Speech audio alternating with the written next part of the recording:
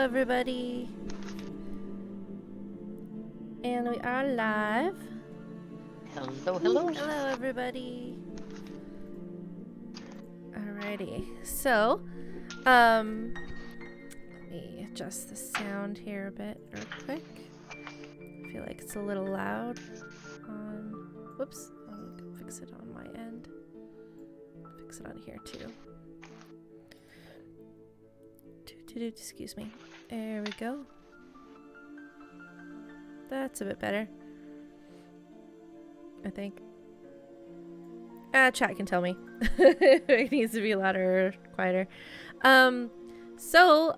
Welcome back. This is another episode of Chimera Collective, Darkness in Darvasta. We did have a special episode on Friday as we're trying to squeeze in a few as we're kind of wrapping up this mini campaign.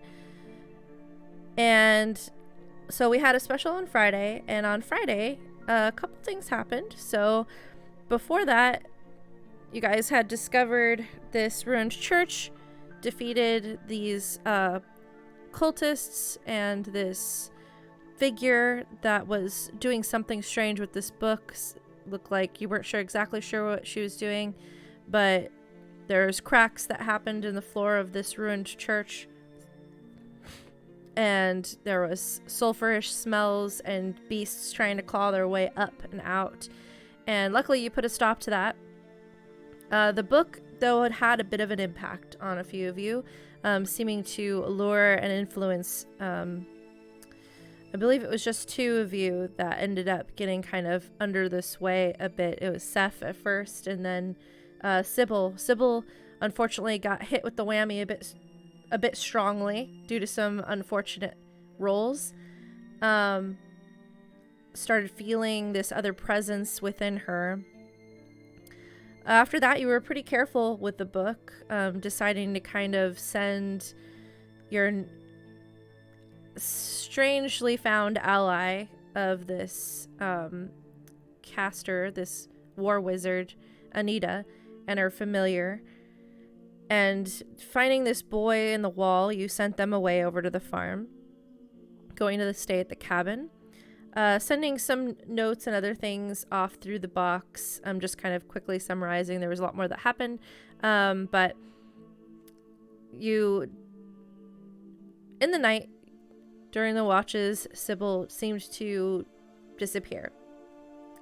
And so you woke everyone was woken up and went to search for her, and luckily it didn't take you guys too long to find her, carving strange symbols in the ground, and reading in this language that none of you recognized from the book.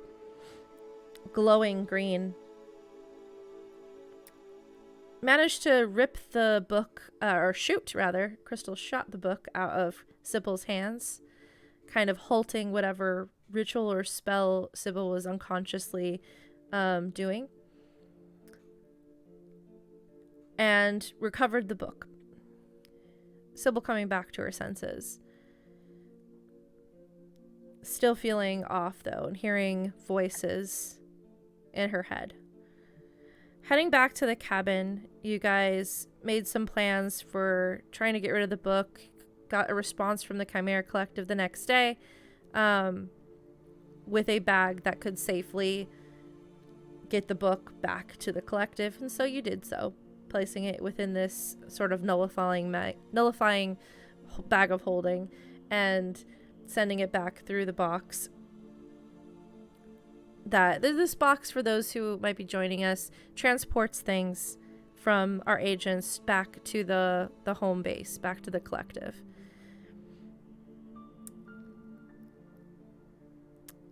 Kieran, after taking a moment, being shook by this darkness that's clearly around, takes a moment to kind of pray and get some guidance from her goddess, and has a vision of needing to get to the orphanage, that something is going on there, getting sort of a nudge in that direction.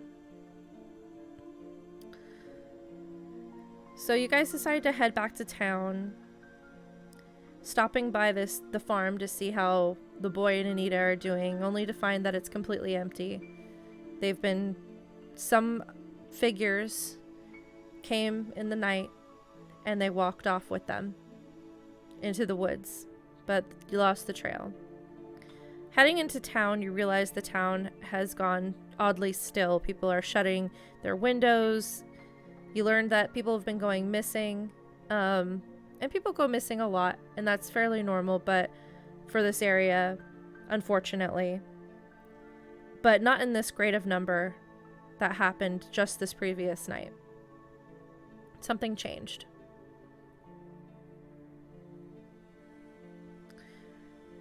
And so, focused kind of on the orphanage, you go head over there and discover that the children have been falling ill, a few unfortunately passing due to this sleeping sickness that is occurring to them. After some investigation, you determine that it had to be some sort of creature doing this, and that need to catch the creature in the act. Sybil, getting some strange guidance from within her, from this voice that seems to chime in every now and then. So you guys set a trap, waiting for this figure to appear, knowing that it would be weakest at the moment of when it was feeding.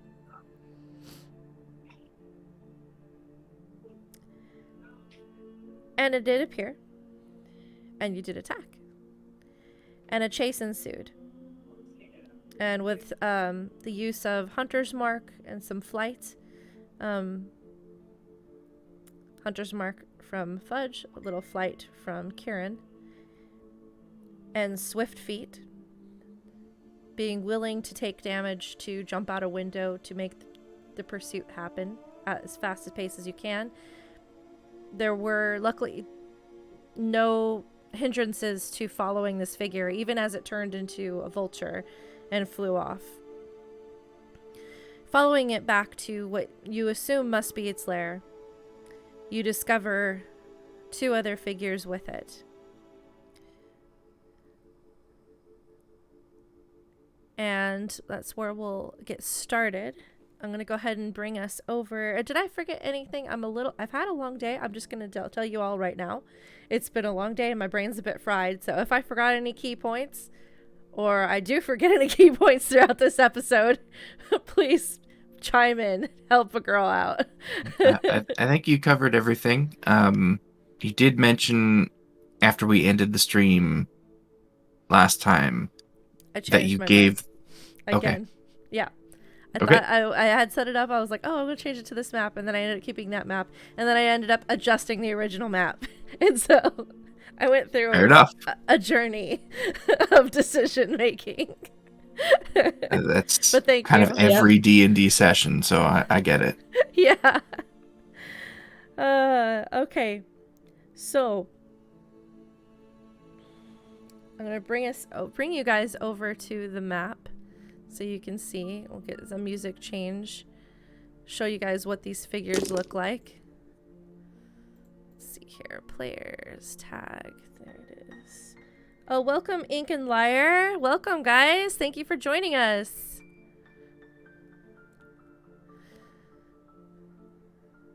Switch over to our map overlay so you guys can see what we're looking at.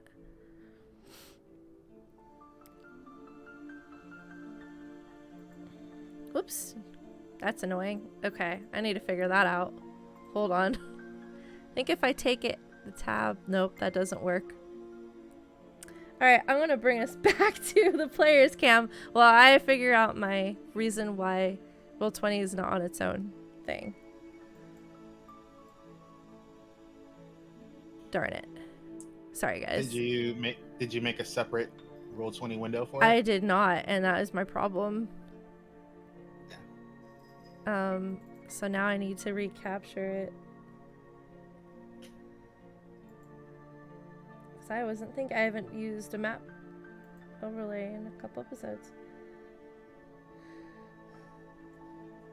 Okay. Out of practice. I am out of practice.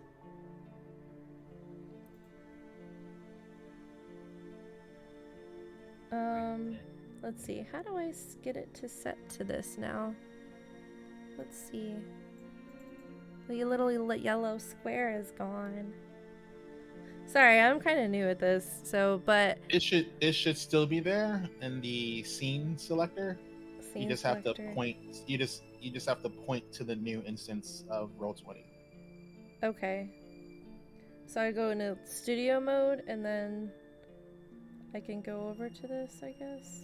Let's see. I think you're using the newer version, so I'm not 100% sure, but you should have the option where you have your scenes, and under your map scene, where whatever you named your map capture. If you right click on it, you just have to point to you have to point to the singular window of Roll20. Hail.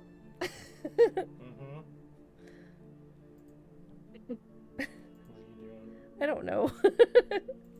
Everything. Everything and nothing. Is it this one I need to... How do I change this over to what I want it to be? To do that? Correct answer is click random buttons until something works. There, okay. I work in a profession where that's a very bad idea. Okay, cool. All right. And now transition. Okay. Haha! Success! I think. See, my work knows I tend to do that, and so they actually give me a copy of the test system of everything so that I can go into the test system and push random buttons and see what happens. And now, if I click on something, it doesn't... Okay, it doesn't show in... Whew! Okay! So, there we go.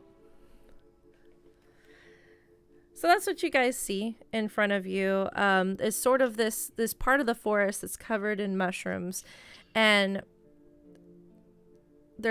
some of the mushrooms have this strange light and glow to them, and this sort of black wispy arms of just darkness, kind of. They're like tendrils kind of wisping around these sort of large bits of fungus. And in the center of this little opening where there's some trees around the mushrooms, you see 3 figures as the vulture transforms back into her normal form. And she hops into this thing in the middle of the glade that looks like a large, almost like a mortar and pestle. And she takes this oversized mortar in her hands, or pestle in her hands, and sits herself within the pestle.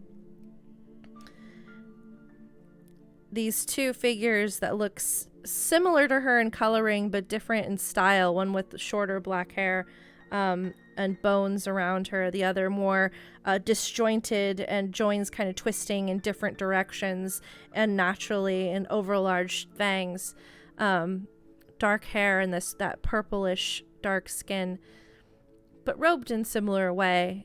They kind of gather a little closer and seem to be waiting to see what you're going to do, at least for the time being. I will say that I need to change the music first of all, because that's gonna be a thing, but I can get to that in a minute. Let's see if... Okay. So we can see that you guys are kind of positioned towards the bottom of this map, rushing in. She transforms back, places herself within this mortar and pestle, and I think I'll give you guys time to act at that point. Let's go ahead and, actually, because you did attack her, so I'm going to consider...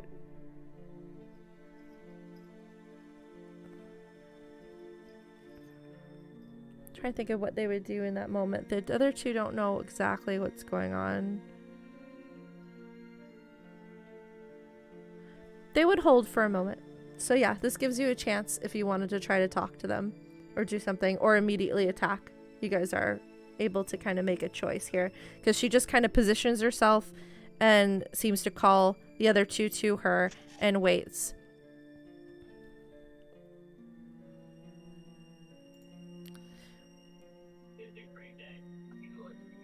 I am gonna wait half a second for someone to think of something to say. Otherwise, I am basically just gonna start opening fire.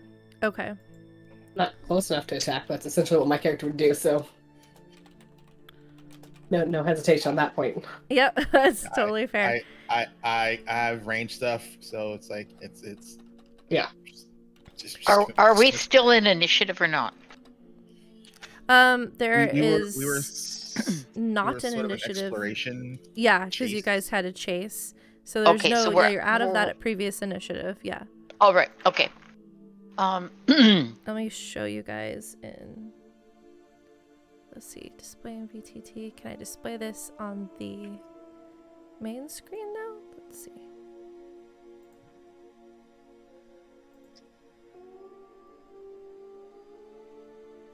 Bup, bup, bup.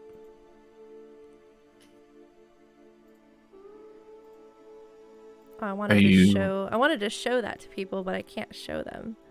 If you click on the token and then hit Shift Z, it should I bring guess I up an could do it image that of the way. token. Yeah, I wanted to show like the whole picture, but this will only show the part of the token. So, but that's okay. So Shift and then Z. Mm-hmm. Yeah. So you can see her a little bit once I move the... Oh, of course, she's like in the center there. Let's see here. I do have to say the mushrooms on the map look really cool with their tendrils coming off of them. There we go. Now the audience can see her for a second. That's what the main one kind of looks like. I don't know why it put it off to the side of my map there, but it did. There we go.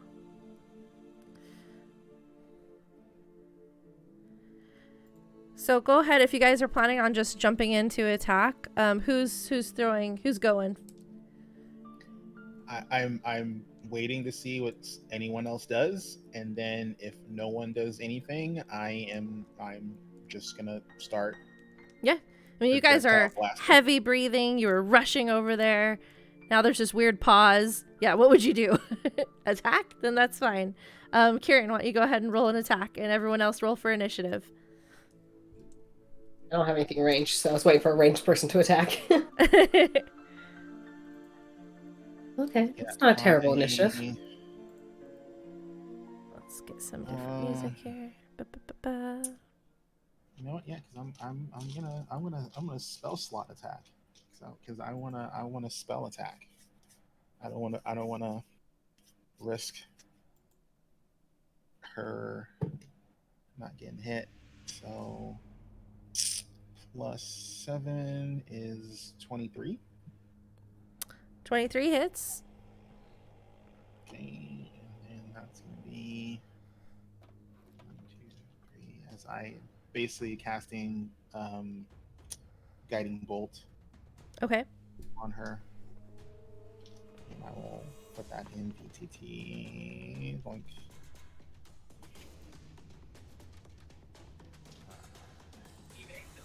D6. I'm not gonna try and screw me over.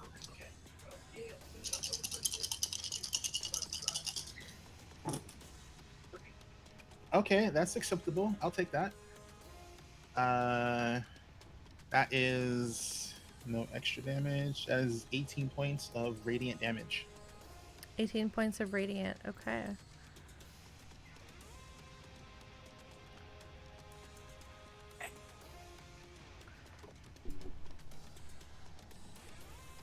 Very nice. Good hit.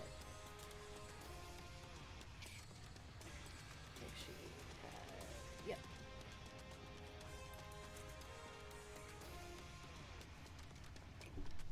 You hear that kind of scream come out of her, and it has this weird sort of echo effect out of as she's sitting inside this mortal and pestle.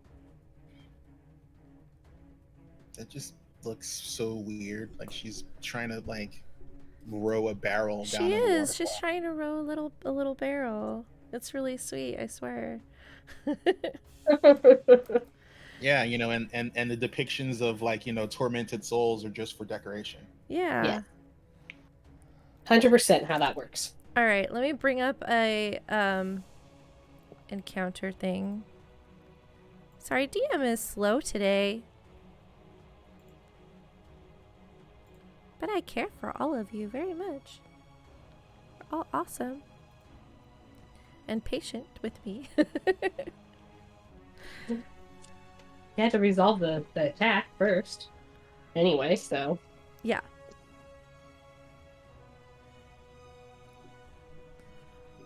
Alrighty. I'm gonna give each of them their own initiative.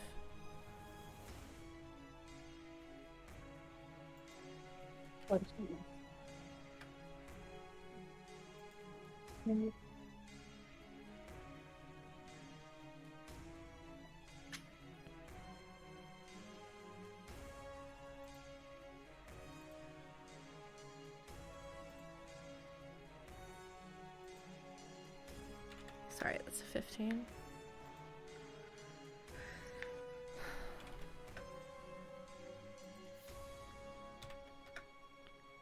There we go. Are you guys able to see? Yeah, you're able to see it. Okay, cool.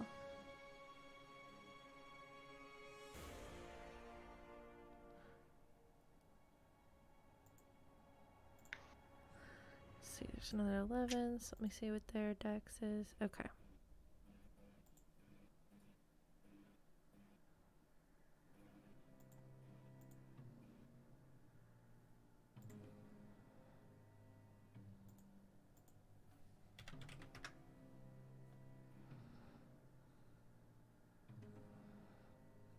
Brought my whole bag of dice, so when these dice decide to betray me again, I can at least You can remove Muffalo from the tracker. Okay. There we go. Muffalo, you're just gonna go on his turn. Wow, a lot of us got 11s and 12s, I notice. 2 11s, 2 12s. Oh. Am I just going on 0 because I attacked first? No, you can roll an initiative. That was just like a surprise attack. Okay. We'll consider it. Because they were pausing to see what you were going to do. Okay, well, I had to go with everyone else. I rolled an 11. But I have no dex modifier, so it's literally just an 11. Well, it's better than my dex modifier. Okay. Wow, so it's so many 11s and 12s. It's crazy. Okay. You might want to put the your dex modifier Yeah. after the 11 so you sort correctly. Yeah, I'll do that. Hold on. I don't know where you're... Okay. Yeah, we're good.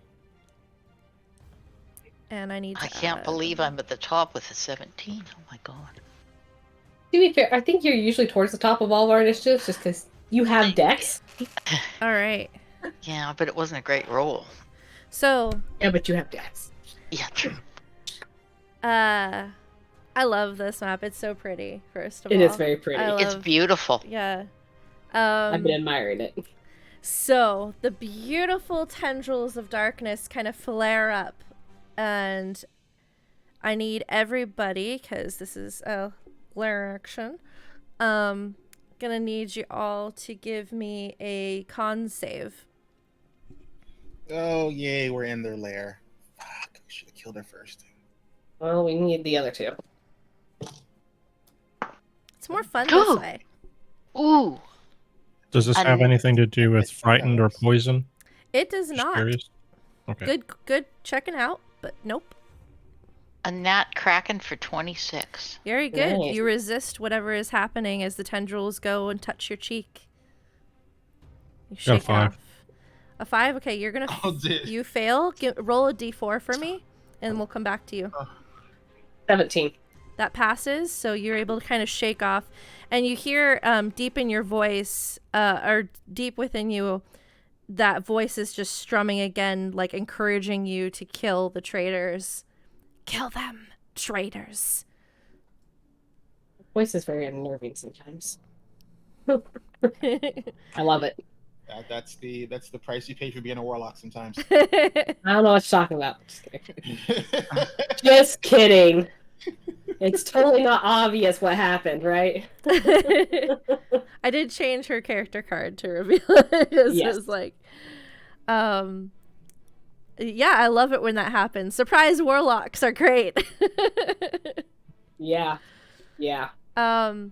Was cleared with the player though, for anyone Yes. who's wondering. I didn't just spring this on her. We had conversations. It was all copacetic. I'm missing people. So what did Seth get? 17. Okay, so you're fine. Kieran? 18. Okay, so everyone's fine except for Fudge. What did Muffalo get? An 18. Okay, he's fine as well. So what did you roll on your D4? 2. Okay. So you... That's the simplest, essentially. These tendrils kind of flow around your face and kind of go and seep into your eyes and your nose and your mouth. And you take... you start seeing things. There's these painful, blinding flashes just behind your eyes, almost in this weird way. And you start seeing spectral figures all around, and the mushrooms in the trees start getting a bit woozy and start warping and changing in size and shape, and it becomes hard to focus and it hurts to look at. And you take 7 points of psychic damage. And you kind of shake yourself out of it and your vision clears, but that hurt. All right, after that is Crystal, you are up. Okay, so just to refresh for those watching, I've used my action surge in case anyone is wondering why I don't do that. So I will just do 2 attacks, and they will be with the Widow. Uh-huh. So the first one is a 13 plus 6 is a 19. Okay, that hits. Okay, and that is 1d12 plus 3 damage.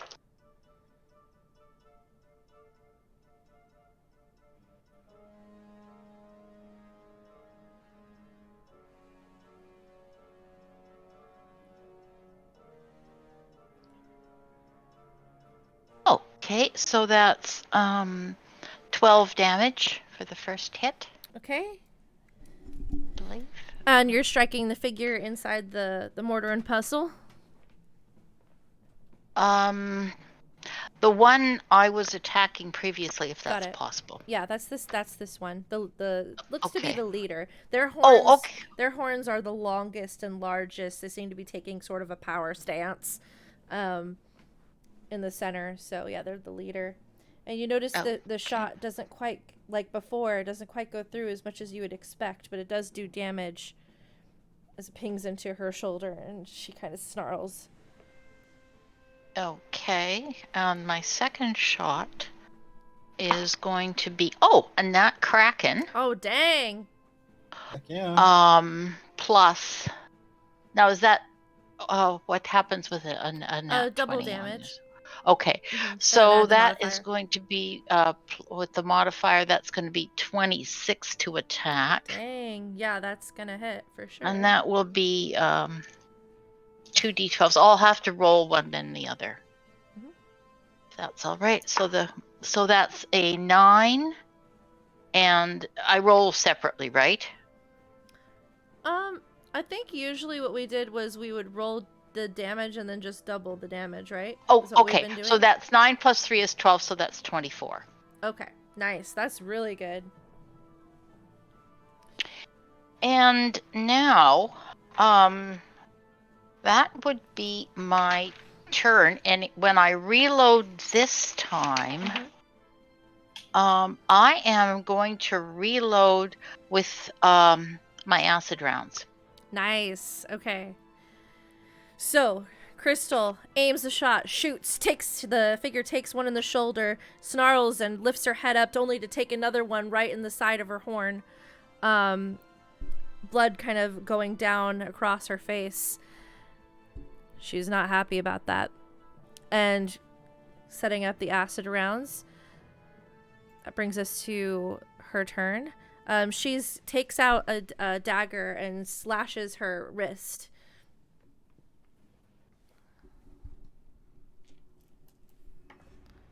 Okay.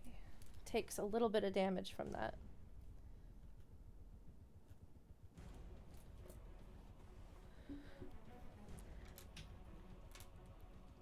And then she's going to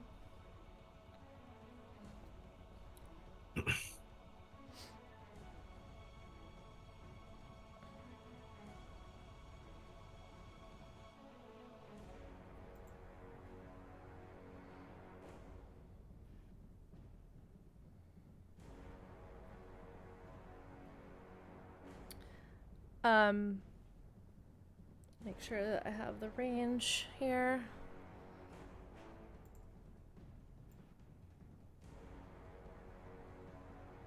Yep. So she's not too happy with 2 of you, actually. Can't imagine why that is. No idea. We're just innocent over here. All right.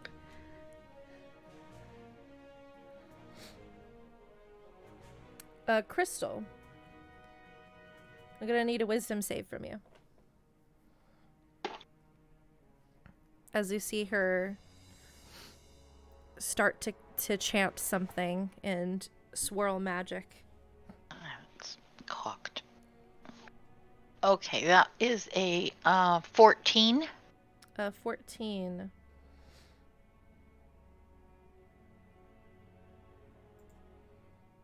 To go back to, I don't believe that in this form. Spell save DC, I think it's a little higher. It's 14, you said? That is Yep, a 14. fail. So, let's see here.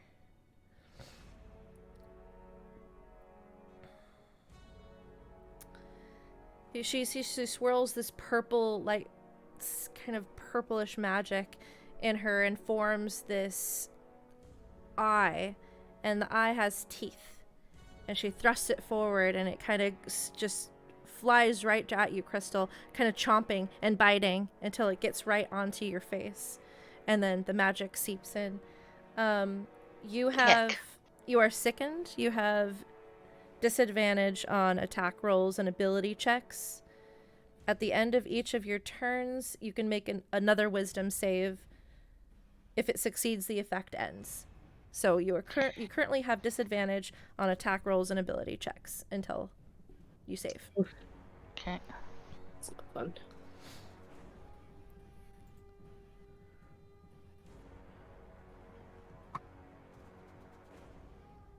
All right, and that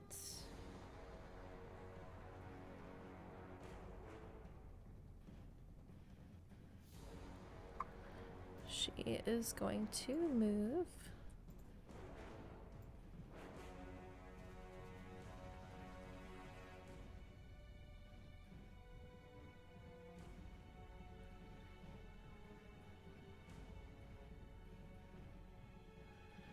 Kind of ducking, yeah, behind some of the mushrooms here. Bringing us to Fudge and Muffalo. Okay.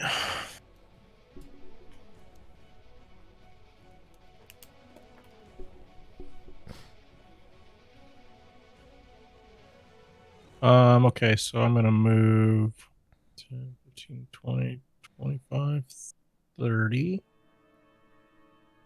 up to there. I'm gonna. Do I have line of sight of her? It's a bit blocked by some of the mushrooms. They're pretty thick and draping. So right now she's, let's see, let me get the little ruler out. I'd say you would need to move over a little bit more to see her. You can see this one and this one. The other 2 are in your line of sight though.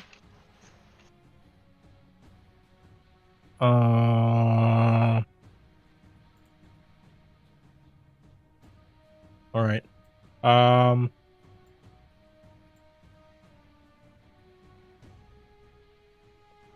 That's fine.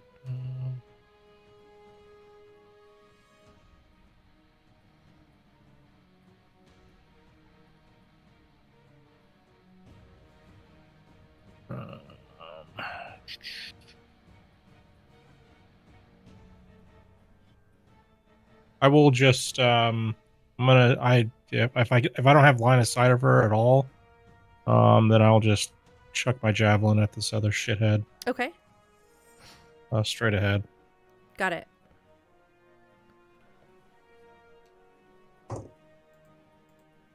That is going to be a 13 to hit. Add a little marker on her so I know which one she is. 13 misses. Cool, I'll throw... Nope, that's it. And then I'm going to bring Muffalo...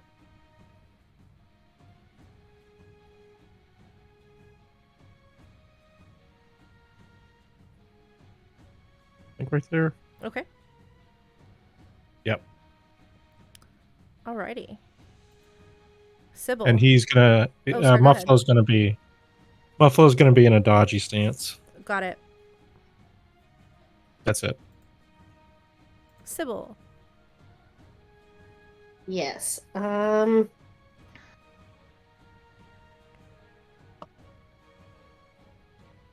got messed up.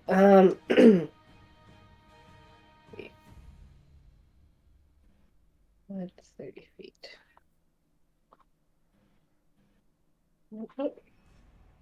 Move 30 feet forward to there. Got it. How far away is everyone now? I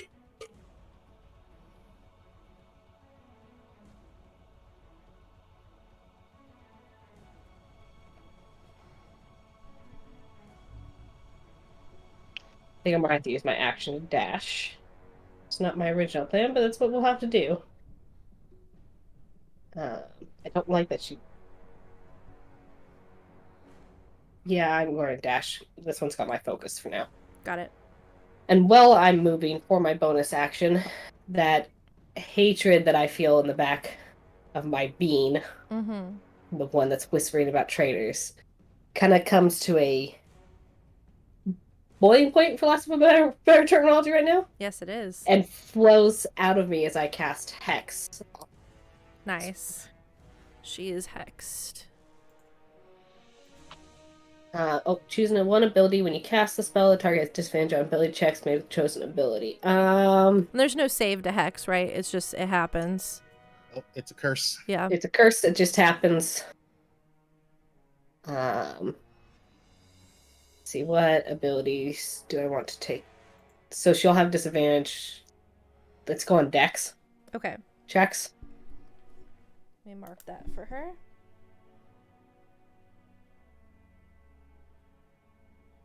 Noted.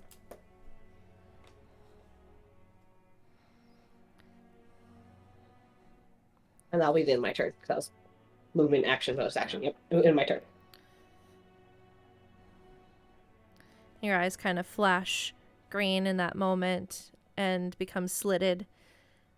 And this hag-like figure in front of you has a moment of just confusion and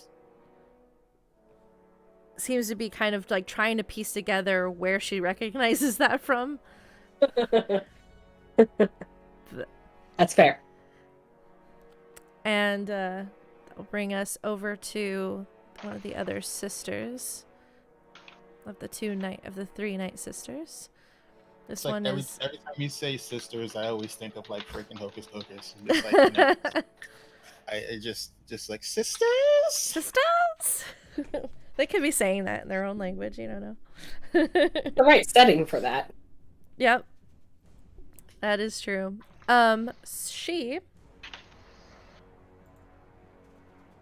I'll look at her bag of tricks.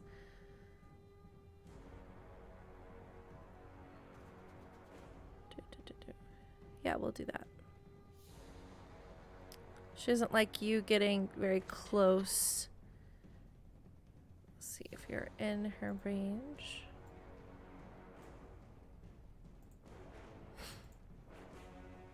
Oh yeah, big range.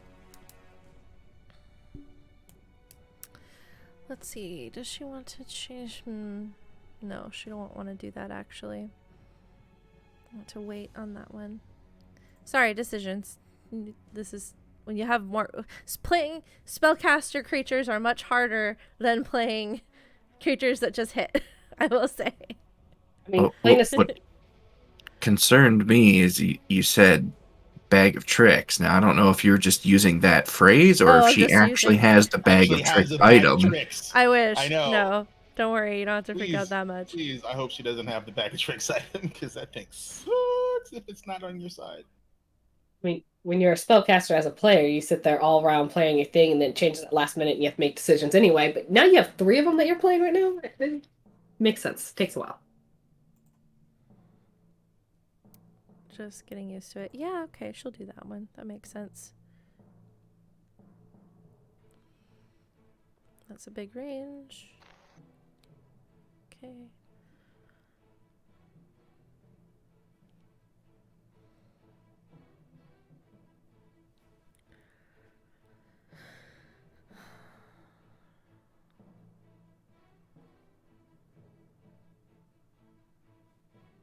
Okay, one action. Just trying to see what I need to do for this. Oh, it's a wisdom save. Okay. Sybil, give me a wisdom saving throw.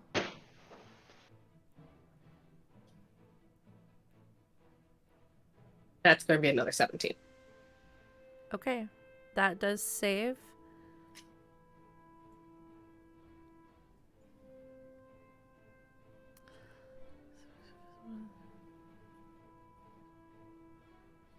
Trying to see if anything happens on a successful save.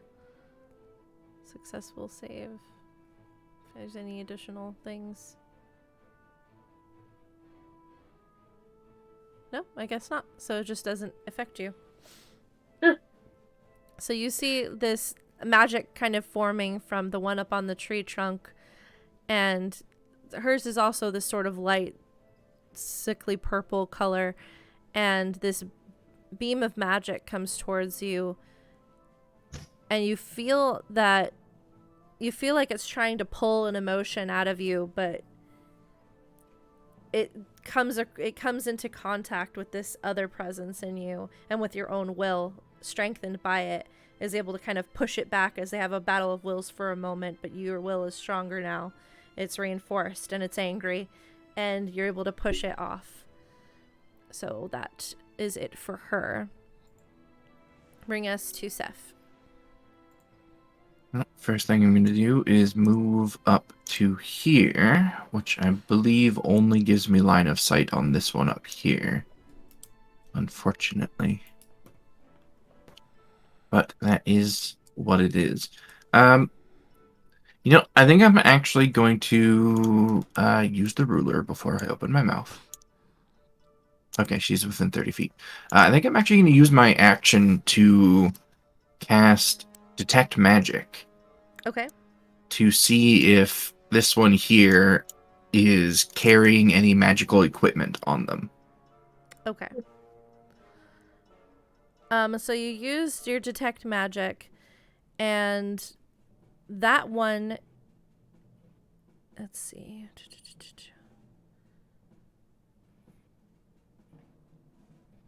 It does seem to be carrying some sort of magical item on their being. Their whole being is a bit magic, but they seem to be carrying something at their sort of waist level. Okay, so I'll keep that in the back of my mind to look out for. Then I'm going to use my bonus action, and what my companions are probably used to at this point. My bones will break, my muscles will tear, my skin will stretch as I go into my kind of jackal-like form. Nice. Right next to Fudge there. I know how much he likes it. His favorite. And Fudge is like, damn it, that ain't natural. That's going to be the end of my turn. Awesome. I wish I should have made a token of your jackal form, but I don't think I did. Yeah, the way that I picture it is, the werewolf transformation of Lupin in the Harry Potter movies. Yeah. That's kind of how I picture it. Very long and lanky and almost gaunt in a way that's unnatural. Yeah, that's kind of how I was envisioning it too. That's great. Very great. Perfect. All right, that brings us to Kieran. Alrighty. So I have options. Maybe it's just me, but I'm not seeing Kieran or Crystal on the map. You're down. You're They're down. down at the You gotta bottom. scroll down. We're down the bottom. Yeah, Like we're near that. We're near that crater. I must have. I wonder if my weird. I'll scroll down for chat to see where you're at as well. Oh, aha. Okay, I see. Okay. Way down low. Got a bit of traveling to do. Yep. Got Speaking a of long traveling, range with my rifle. Oh yeah, you're Um, you're fine. As long as you got line of Until the sight. mushrooms been white. so how long did it take to chase them to this point?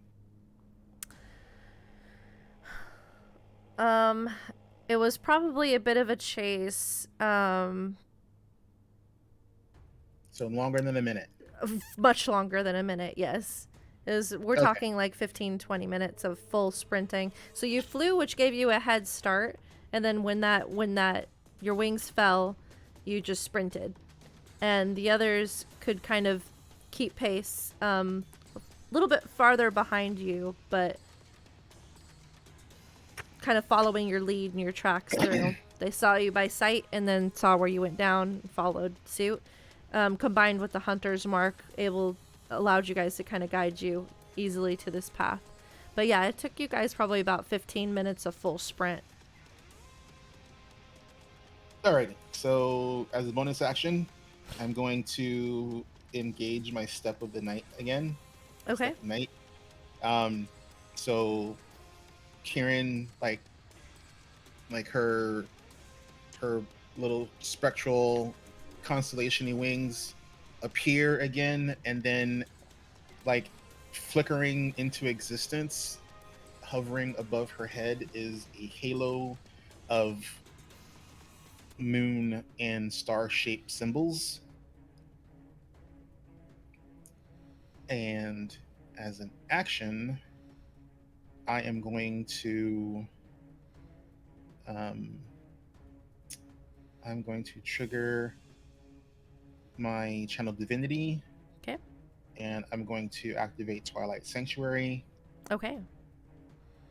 I didn't do it first because we're in low light, so. And I'm going to move. So I need a 30-foot radius on her.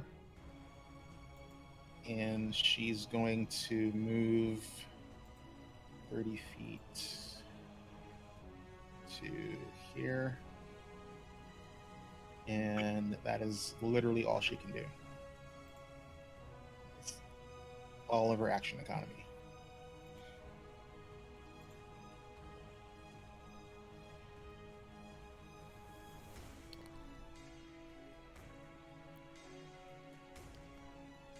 Is that right? 30 foot radius? Yep. Dang. Twilight Cleric right there. Nice. Angry Twilight Cleric. Angry Twilight. Yeah. They hurt chillins. Yep. All right, that brings us to the final sister. Right, it's her, yeah.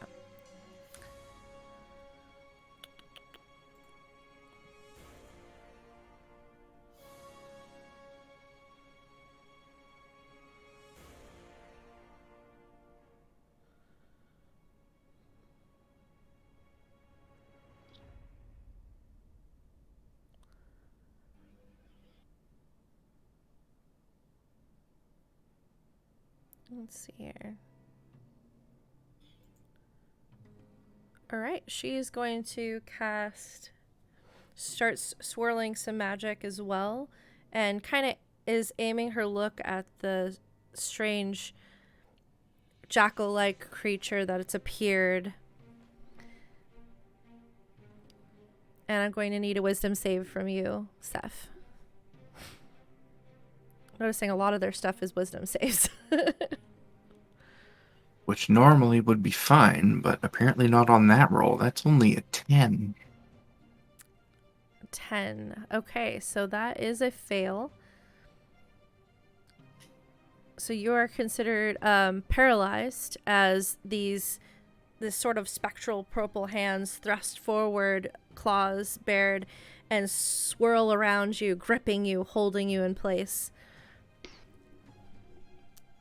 At the end of each of your turns, you can make another wisdom saving throw. On a success, the spell ends. Gotcha. She does not want you to get closer. That's fair. Just like, stay. She's going to go ahead and move.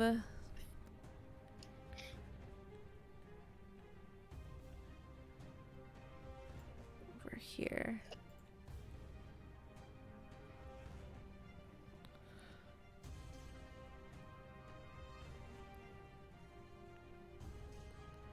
Crystal. Okay, I'm going to move a little bit so that I'm in a little bit closer, but I don't want to compromise. These mushroom things, They're like huge, like So- bulbous, pulsing, thick. like these guys here. Mhm. Do They go all they the way to form the an ground. obstacle? Are they big enough that they are an actual obstacle? Yeah. Okay. I picture them like boulder size. Is that about right? Yes, yeah, and their kind of flesh like reaches all the way to the ground and curls up from there, but it's like thick, and those tendrils kind of wisp out Okay, from the center. Okay, let me just, oh, I shouldn't have moved. I wanted to move back where I was. Oh, darn. I was actually trying to end up. I move there, I would be okay. I think that's still 30 feet, and then I still have a good shot. Yes? You have line of sight on both of the sisters off to the left. Yes. Okay, and this one was the one I had attacked previously, or that's a different one? You were previously attacking the leader. But I can't really. I don't really have a good line of sight on her now. You do not. Okay. All right. So I'll go for the one I have line of sight on. So I'm actually rolling a disadvantage then, right? And I don't get a wisdom roll till the end of my turn? Yes. Okay. All right. So. Oh dear. Okay. So a 9 and then the one, there's a 1. So that first shot even is the first shot's a miss. Yeah, both are. You said a 9 and a what was the second one? A 1. Oh yeah. So, and that's a 9 total. Yeah, both miss.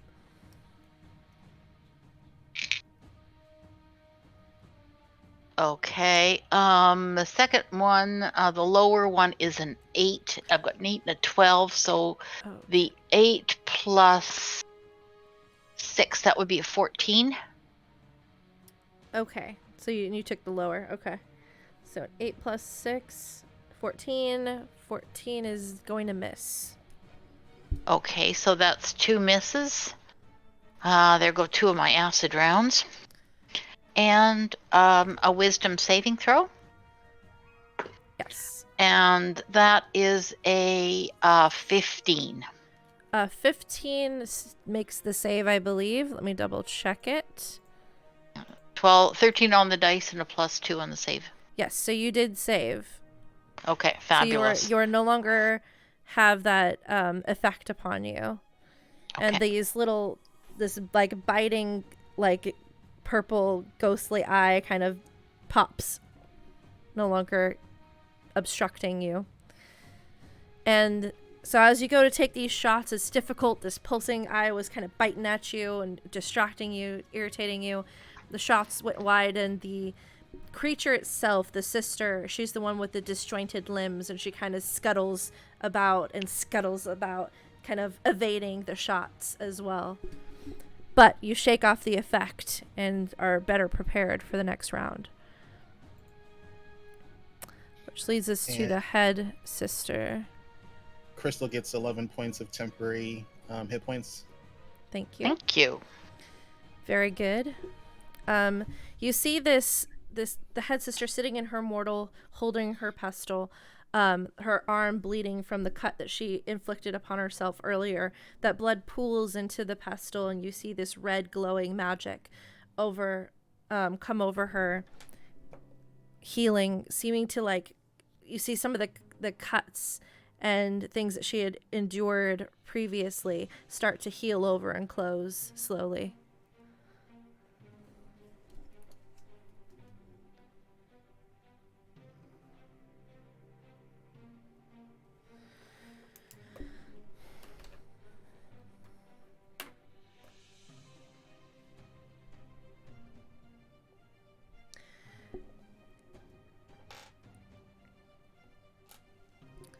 And she, let's see, is going to move back.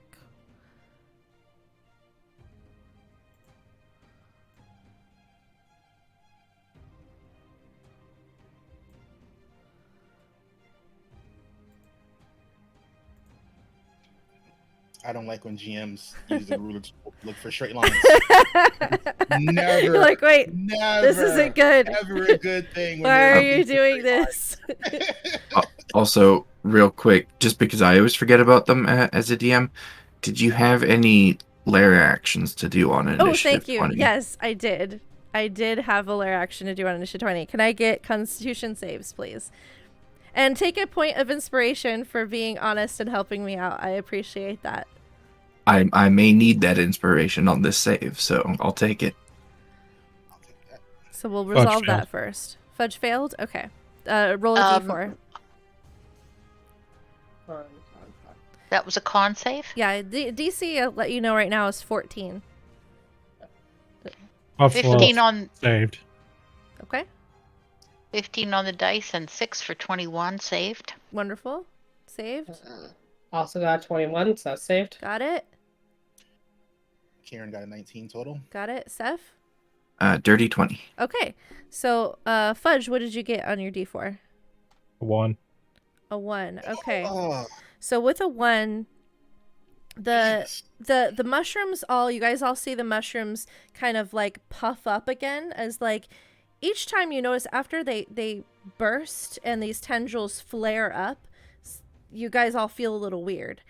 And then they kind of settle back, and then as time continues they sort of pulse and get a little bit bigger until they burst again and pulse out, and the tendrils flare up. And this time the tendrils kind of make their way clawing into your orifices, your face, your mouth, your nose, breathing it in. And you see enemies all around you.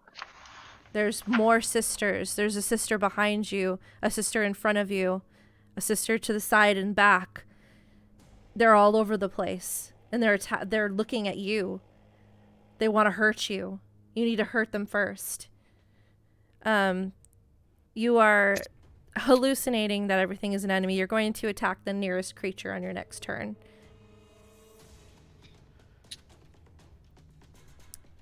That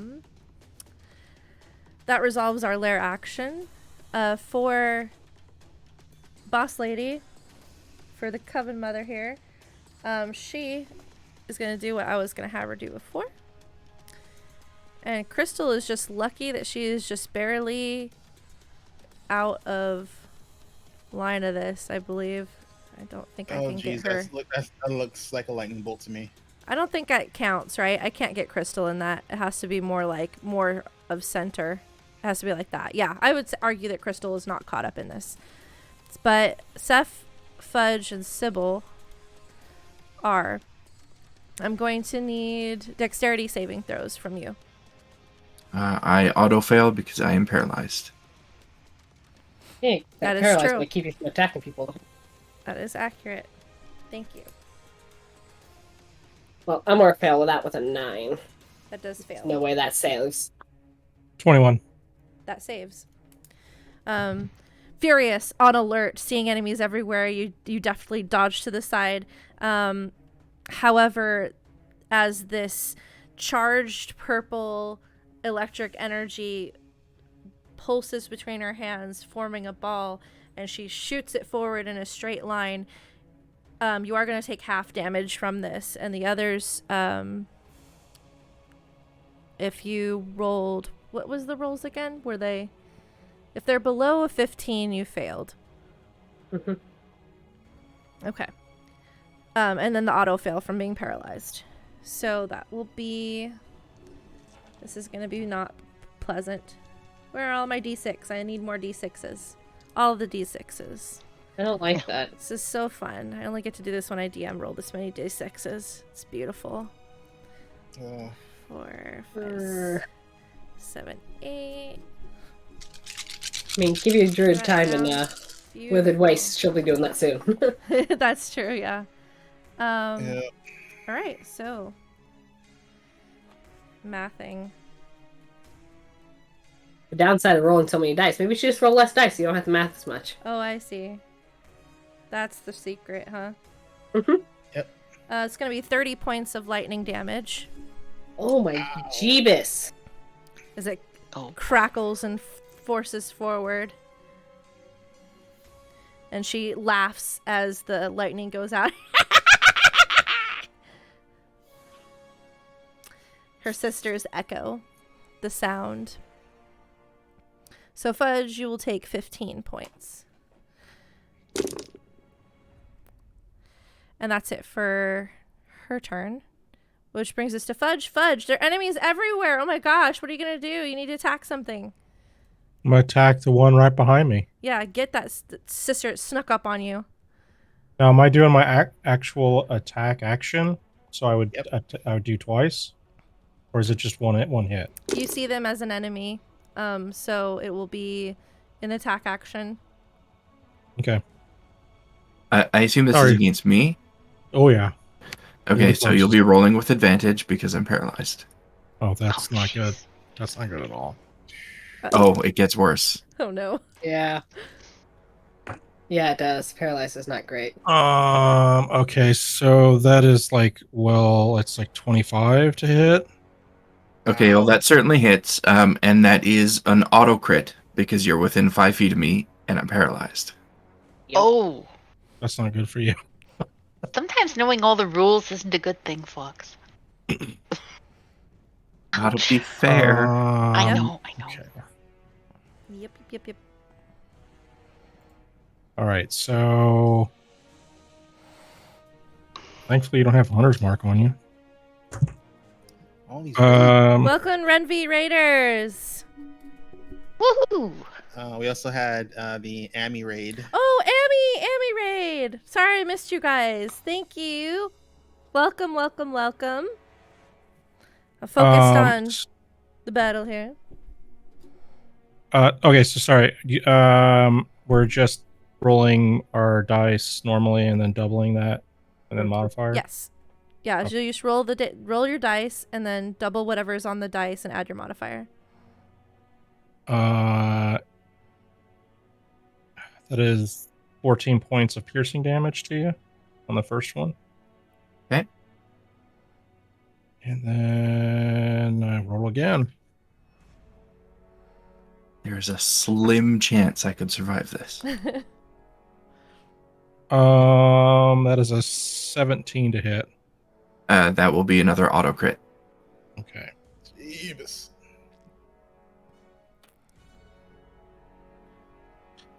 That is 12 points of piercing. Hey, I'm still alive. Oh, wow. You're lucky Muffalo's not coming after you, because That burned through all my temp HP and almost all of my HP. I have 4 HP left. The sisters are pleased. And I just kind of like cock my head at Fudge and whimper a little bit. All right, so Fudge's turn is over, right? Yeah, Fudge's turn is over. So you, this hallucination of seeing the sisters is purple, and you guys, when you look at him, he has this sort of like purplish film over his eyes, and then it kind of dissipates, and he rubs his eyes for a second, and you're shocked to see that in front of you is Seth. Okay, so it's not lasting. No, it's not lasting. I'm not that mean.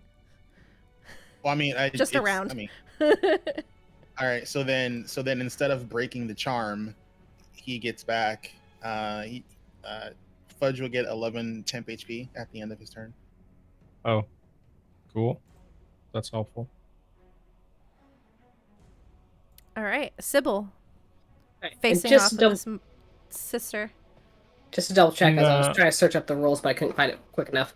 Can concentration is half damage or 10, whichever's higher, right? Whichever's higher. Okay, half the damage or 10, whichever's higher.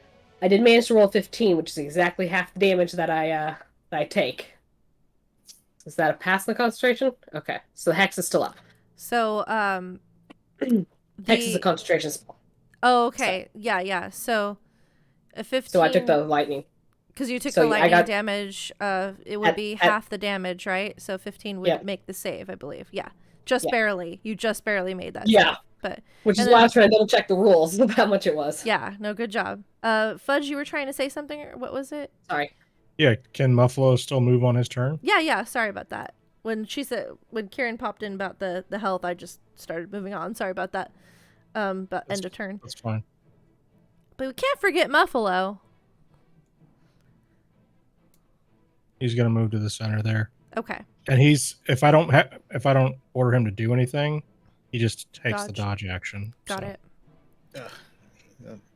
No temp HP from Muffalo. Sorry.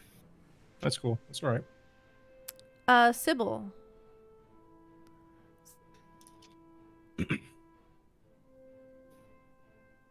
I don't really like that she shot that straight line out and hit so many of us, so I'm working a sidestep here, so the choice is engage with me or go after them. You can't do both as easily. Fair. Yep. She kind of watches you move. Then I'm going to take the attack action with my my sword. So let's see. And add a +3 to your attack. Yep, which will make that a glowing green. That one's kind of low. 15 to hit. 15 does not hit, sadly. Yeah. She's got fairly high AC. 5. And that's going to be a natural 20 for a 30. That'll definitely hit. Okay, and I will drop a Divine Smite into that as well. Yeah, do it. Hell yeah. Burn the bitch. Let's go. Second level Divine Smite. Maybe spells over here so I can mark it off. Yeah, we'll go second level Divine Smite. Let me just grab how much that is. And is she considered a fiend? No. Perfect. That will. Oh wait, yes. Sorry, yes. Oh yes. Okay, so that will be an extra die then. You want to get 48? I need to grab some more d8s. Just a second. Jesus. Nice. I sense a lot of ouch coming her way. And I get d6 necrotic for hitting her when I have a hex on. You want a lot of ouch coming her way. Oh, when somebody's opening 2 extra dice bags, you know you're in trouble. I was just trying to grab the d8s out because they all only have 1 d8 in them, so.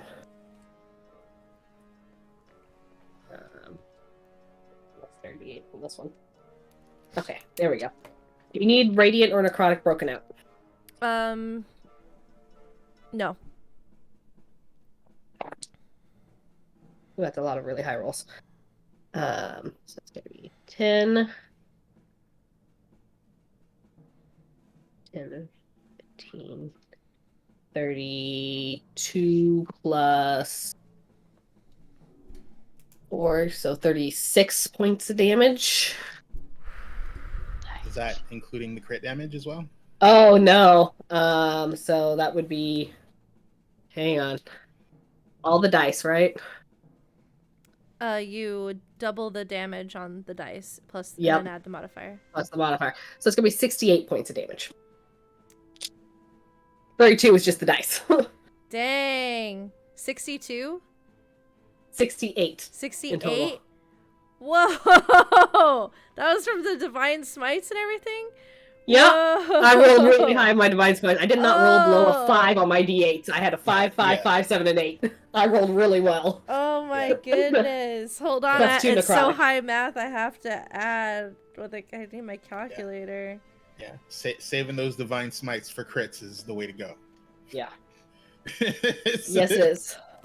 Oh I was gonna use a my low level divine gosh. smite just to hit her harder at first because I didn't like how much damage she was doing to everyone. But yeah, that nat 20 was nice. Okay, here's what happens. So the the blade glows bright green, and you feel this like surge of power from within you, mingling with your own will, pushing you forward, building and building in your own righteous rage, intermingled with this wrathful rage within you as well. This glowing green energy flares up like a green flame upon your blade as you slash at her, cleaving this witch in two, as half of her remains in the pestle and half flops out, sizzling, Wow. bubbling, and slowly disintegrating. And I have movement left. Awesome. Yeah, For Flare. You wrecked her. like she For was Flare. she was gonna heal a lot next turn, and you just stopped that from happening. Nope. No healing for you. She was So like, for Flare, oh I'm more gosh. turned towards this one with the green dot on it. Mhm. I'm more attempt to make eye contact with it. I don't know if it's looking at me or not. Yeah. I'm it more is. point my sword at her like you're next as I start moving. Yeah. And let me see how far I can move. It doesn't like that. In the purple. Stop in the purple. I can't see the purple, so I don't know where it's at.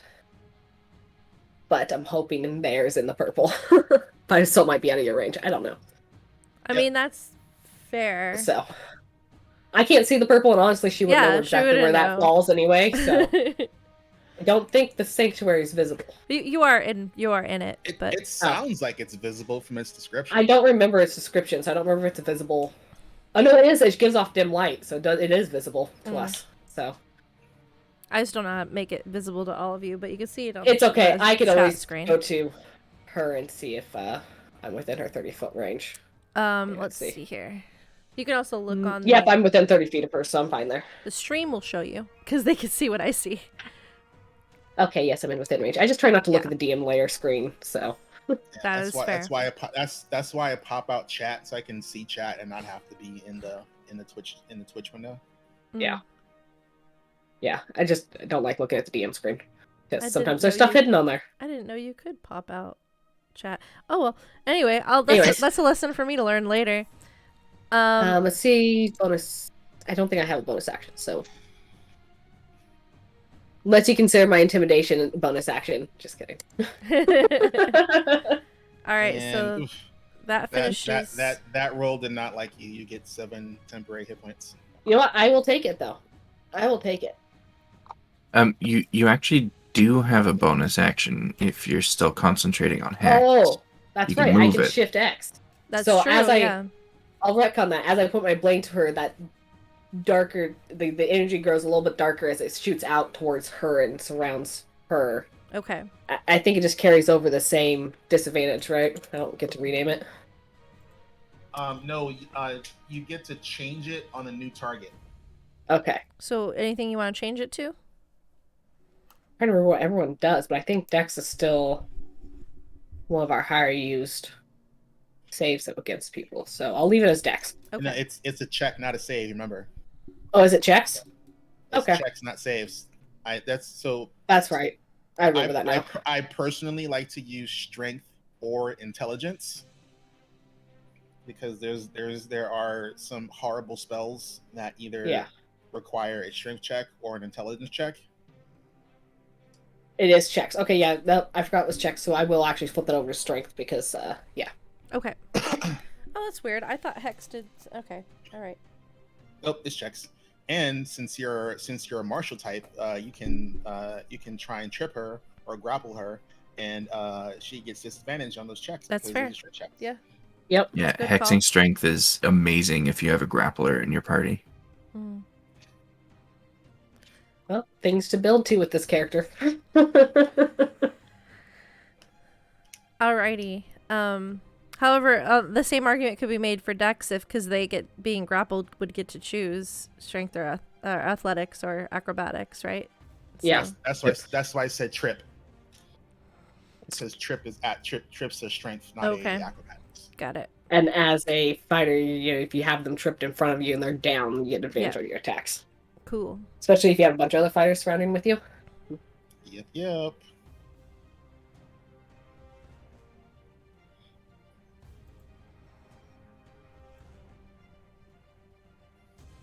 Do I have any more pretty lines anywhere? Let's see. You can stop beating up Seth now. That'd be nice. No. It's just... Seth doesn't need to take all the damage I usually do. FYI, Kieran's in the air. Okay. Like I'm just above like 6 or 7 feet, so I'm close to the ground but not on it. They can just barely make it there after having to jump down. Oh, that's not good. Another line. You see, Yeah. let's see.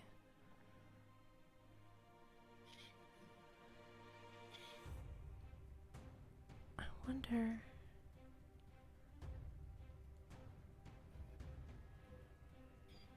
Oh, let me check my slots. I need to check something real quick, actually. Oh dear God. Fun. This could actually work in your favor. I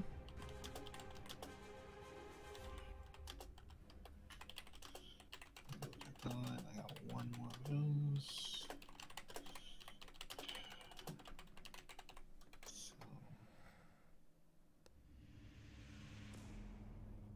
Okay, this actually helps you. So as you guys brought down one of the sisters, you see the powerful magics that they were wielding and seem to be like their glow about them seemed to diminish a bit. The power they had was as 3.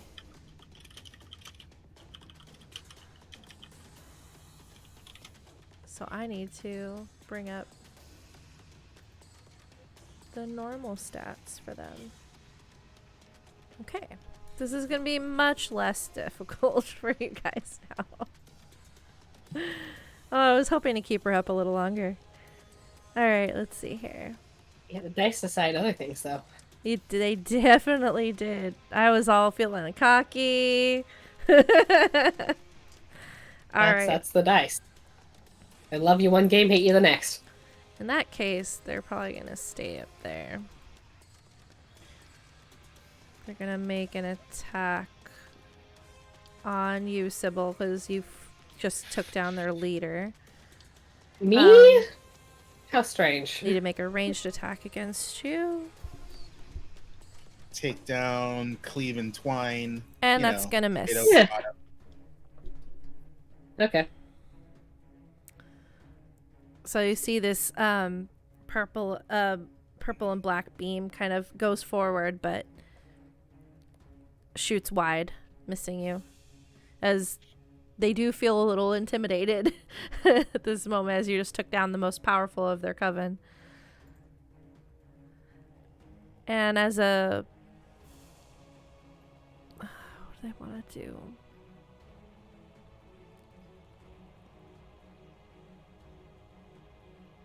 Yeah, no, that's it for them. Okay. Seth. I will stand there and bleed profusely as my turn comes to an end, and then I will make that save again. Yes, you will. And The you save will is now... get Sorry, go ahead. 8 temporary hit points. And my roll was a 22. Yeah, you're fine. Yay. But that is all I can do, because that happened at the end of my turn. So with a gasping breath, you are able to move. Ow, pain. Ow. Kieran. Alrighty. Like one's okay. So sorry, I've been trying to figure out what to do now because the most dangerous one is dead. So I'm like, I have options I didn't have before now. I was planning on things being a lot more horrible. I was not anticipating 68 damage at one go before I could Neither give was her I. some healing. Neither was I. Amazing crit. Yes. Alrighty, so what I'm gonna do is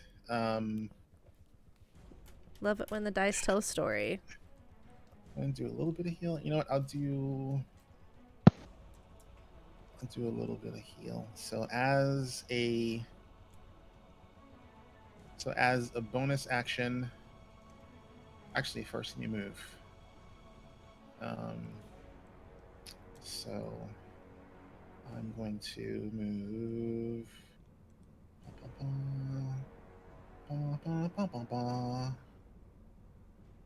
Let's see, am I out of any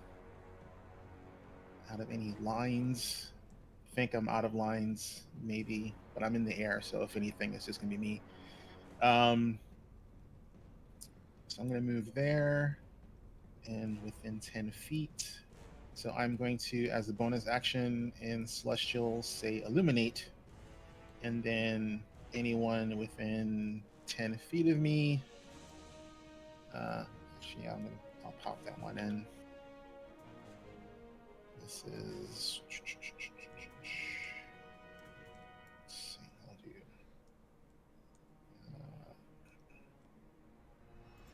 I'll do that, so it's easy to see. So anyone within 10 feet of me is going to get a D4 at the start of their turn. It's not the start of my turn, so I don't get it yet. And then as an action,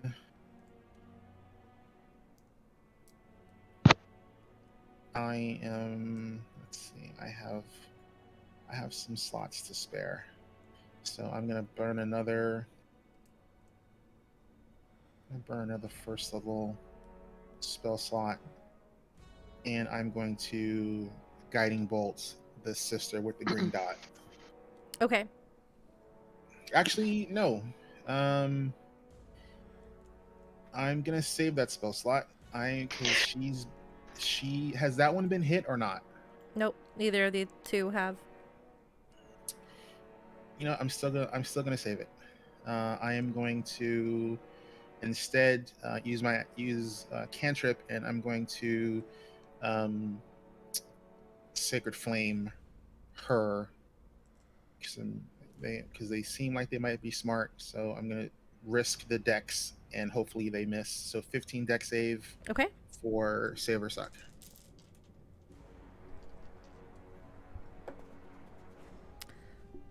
They got a 16. All right, so they saved, so they take no damage, and that is all Akin does. Alrighty. One in front's turn. Oh, damn, I miss having a nice list of coven spells. I didn't even get to use a canner spell yet. Darn it. So sad. Now I've got this piddly ass set of spells. Alrighty. Well, let's see here.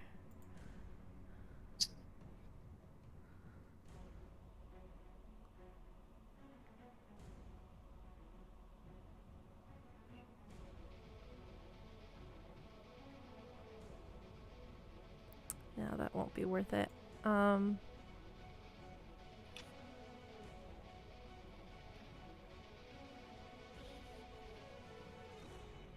All right.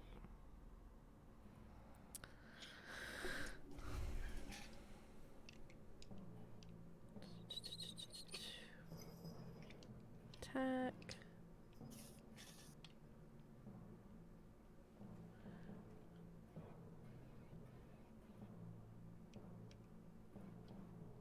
Okay. So yeah, I don't think there's no save. I don't have to do an attack roll for magic missile. So 3 glowing darts, like it just hit, right? That's what I'm reading as magic missiles. It just happens. So this hag is going to. Yeah, I don't like all this stuff you have going on there. She's gonna shoot at the flying creature. So the That's 3 fine. darts will hit you. None of my areas are concentration. They just are, so I don't have to worry about rolling for it. Yep. So you can make the bolts hit different people too, I believe, if you want them to. She wants all of them there. Yeah. I was trying, Kieran. I was trying. 11 points of force damage. As That's these fine. 3 darts go.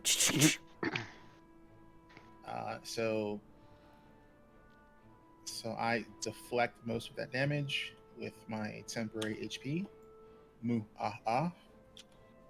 And I only take a point of actual damage to my hit point pool.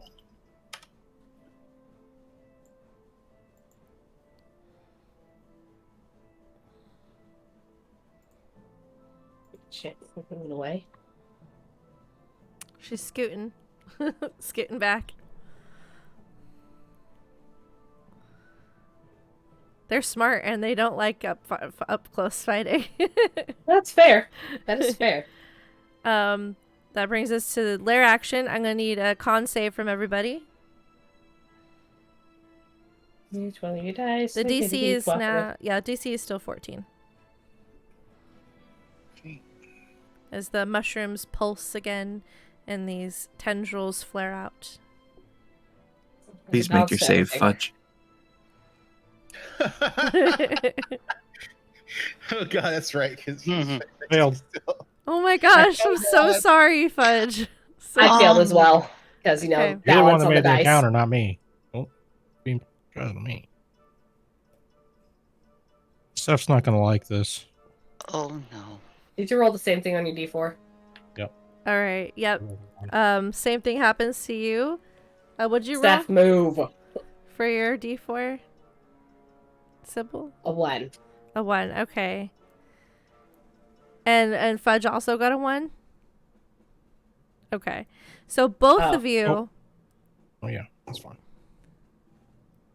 I forgot what you rolled last time. I thought you had 2 for some reason. So And I saved with a 15.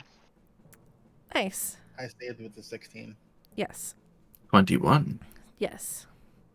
So both Fudge and Run, Sybil look around and see everybody around you as enemies. More sisters have arrived. You don't see your friends anywhere, and they're all bearing down on you. You all are going to attack your nearest creature on your next turn. Muffalo failed also. Muffalo, Oh dear god. roll a d4. Trading blows then. Jesus. A 2? Yep. Okay. He takes 6 points of psychic damage. Cool. Or Muffalo. As it kind of messes with his eyes and he's seeing things and it hurts his head. You'll be trying to attack him at disadvantage, so I'm not worried about him. That's a good thing for him. Crystal, is now your turn. Okay, so I am gonna. I mean, I do have range, but I'm still gonna move in closer. So, 5, 10. It's hard to see those little lines there. 15. Is that 15 there? 20, 25. Don't want to get too close. I think we'll say stop here at 20, actually. Okay. And I will attack this sister. Okay. And it will be 2 more acid round shots.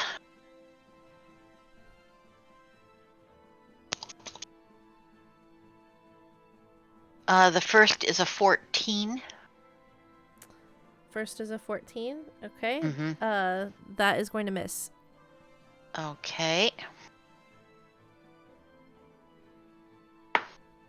Woo! Okay, this might be a bit better. So that's a 16 on the dice plus 6 is 22. That hits. All right, now I get to see what acid does to them. All right. So that is 1d10.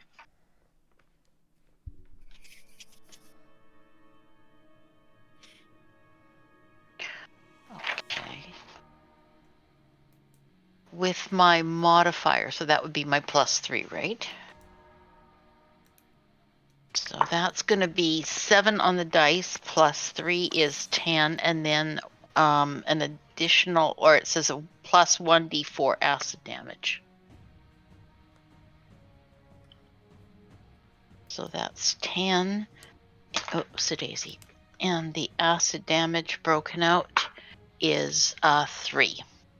Got it. 13 damage. Potentially.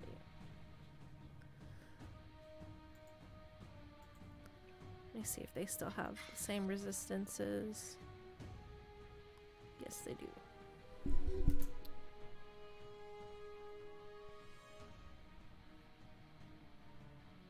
Okay. The acid does go through fully.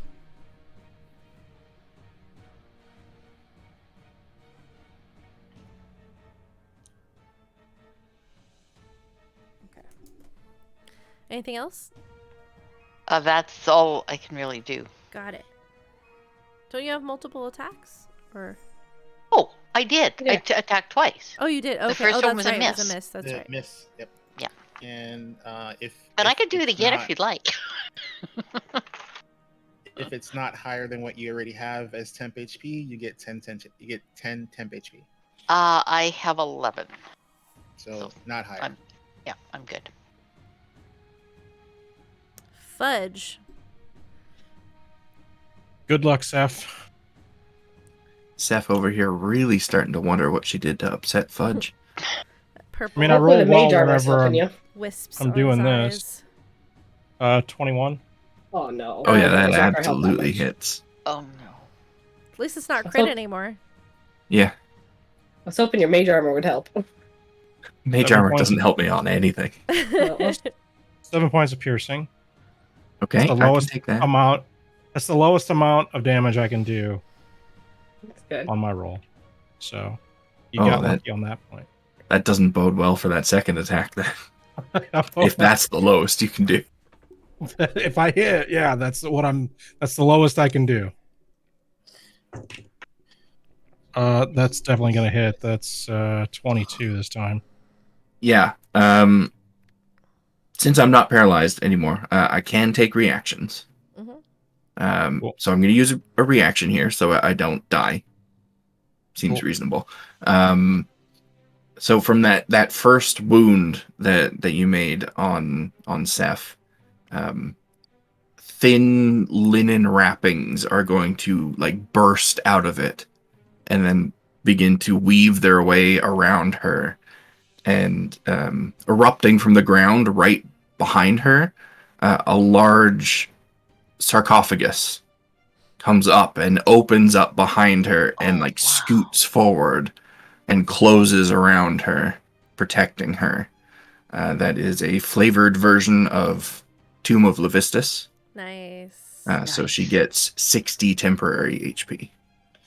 Nice. Nice. 60. Wow. 60? Yep. Yeah. That's awesome. Ice block for the win. Yeah. Every warlock takes that invocation when they can get it. I don't care what type you are.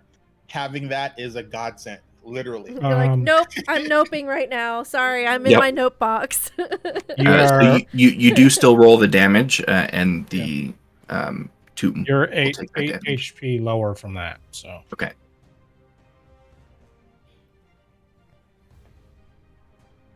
and then Muffalo, I guess, is going to attack Sybil. Mm-hmm.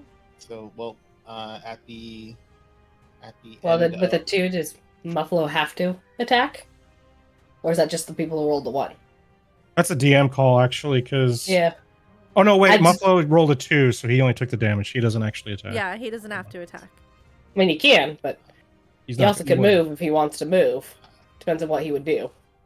Fudge gets 7 temp HP if it's Um, not higher than what he already has. It's not. Because the sisters did move away from where they were, so not sure if he would follow them. He would. Like if is she gonna get an attack of opportunity if Muffalo moves away? She's in a tomb. No, for Sybil. Sybil. Oh no, yeah. Sybil sees them as an enemy, so yes, they're hallucinating, fully hallucinating that they're an enemy. Okay. And I wasn't know sure if it was Sybil just would my turn. attack. So. Oh yeah. Mm-hmm. It's a Well, hallucination. he's still gonna be dodgy, so it happens at disadvantage. Mm-hmm. Yeah. Also, not sure if he realizes I'm seeing him as an enemy. Probably not. The only sign is this weird purple kind of film in front of your eyes. Ooh. The lowest roll was a 20. Yeah, it hits. Poor Muffalo. 12 slashing. Cool. Muffalo's thinking, it ain't natural, right? Muffalo's just like, what the hell? She was my friend.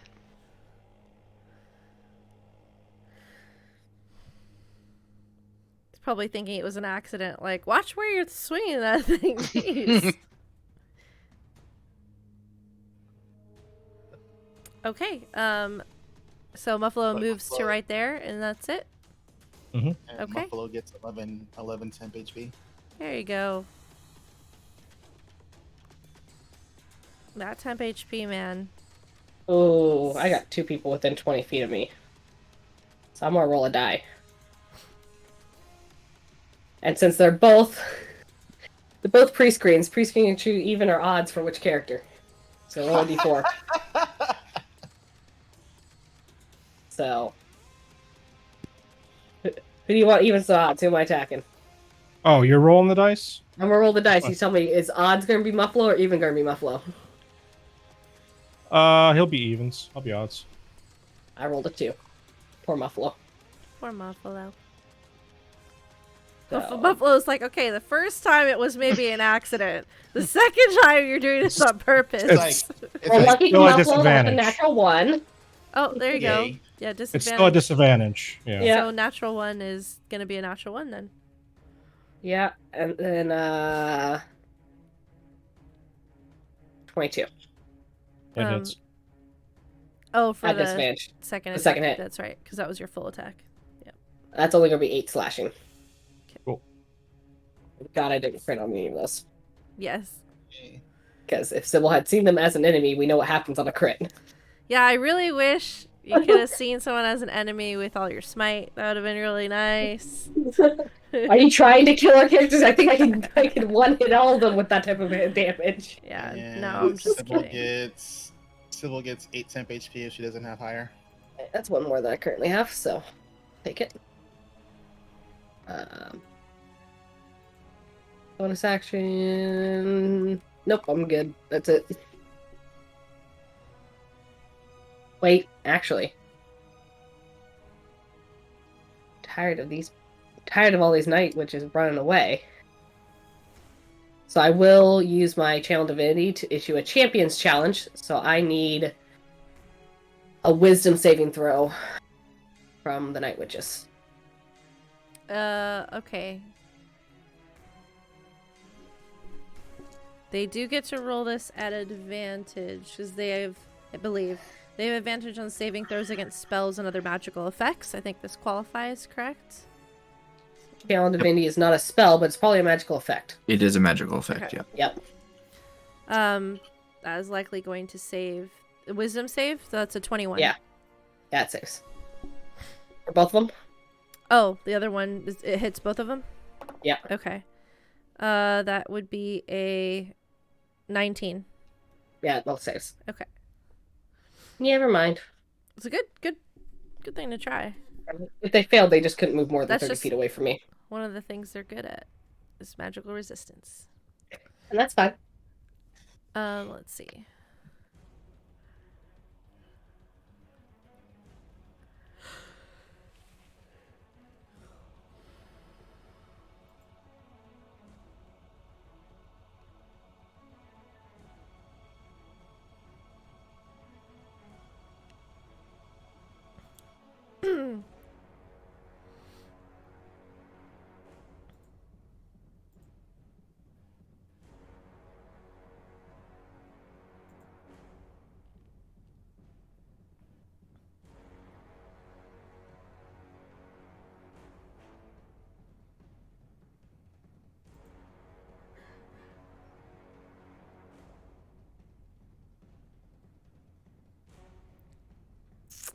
Yeah, that's gonna happen. Let's Uh-oh. see.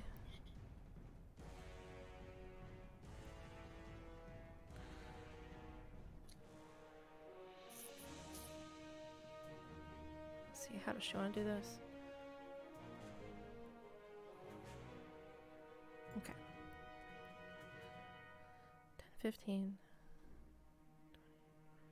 That's as far as she can get. She's gonna dash. Well, no, she'll wait there actually and let the other one maybe get to her. And she's gonna hold an action. Oh fuck! They're gonna dimension door. We gotta stop them.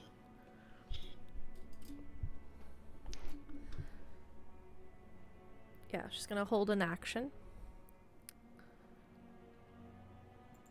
That's it for her. Seth. Well, I spend my turn encased in a tomb. And then at the end of my turn, it opens up. The and it start of your turn, recedes. you get 4 HP. Oh, nice. Actual HP. Nice. I need actual HP desperately. Yeah, so the tomb will recede. The linen wrappings will unwrap themselves and retreat back into that wound. And that is the end of my turn. Awesome. And at the end of your turn, you get 8 temp HP if you don't have higher. I do not, so I will take it.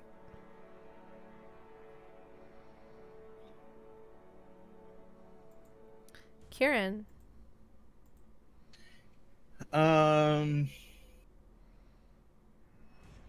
These bitches need to die.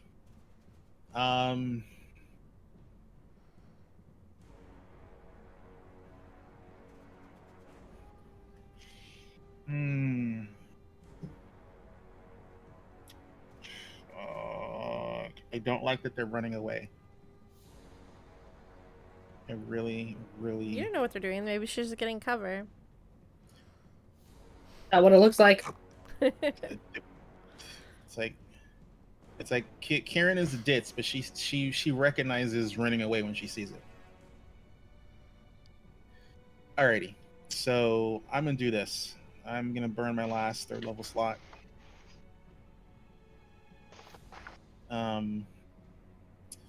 And I'm going to gonna moonbeam.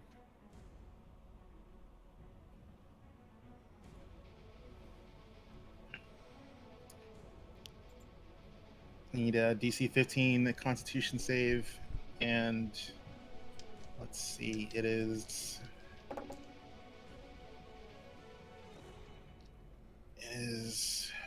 5 foot. Let me get Moonbeam spell effect out here. And it's a 5 foot radius, so I can only get 1. And I know Sybil targeted this one, so I'm going to place the moonbeam on her. How far up are you flying right now? Because you need to be able to see the target, right? Yeah. There's a tree laying down. I'm 10 feet in the air. 10 feet. The tree is. There's a tree? Yeah, that is a laying down tree.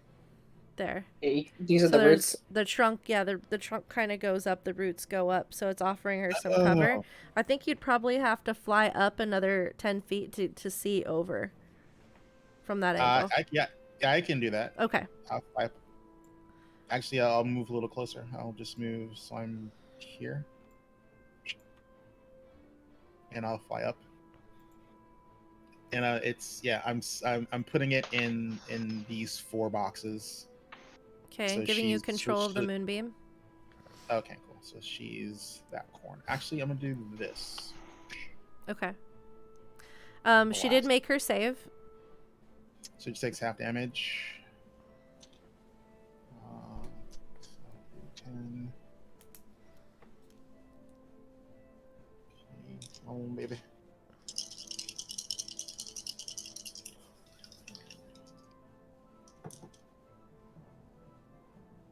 That would have been a beautiful one to counterspell.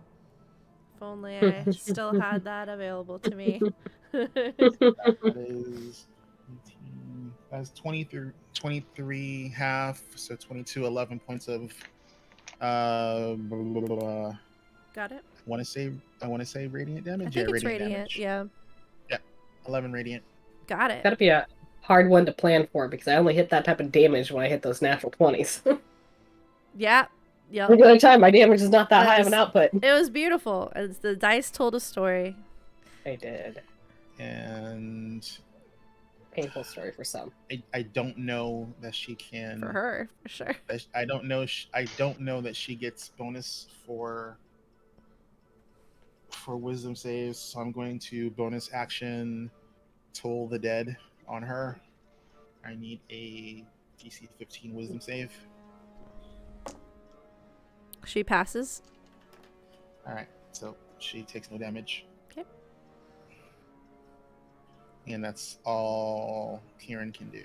Alrighty.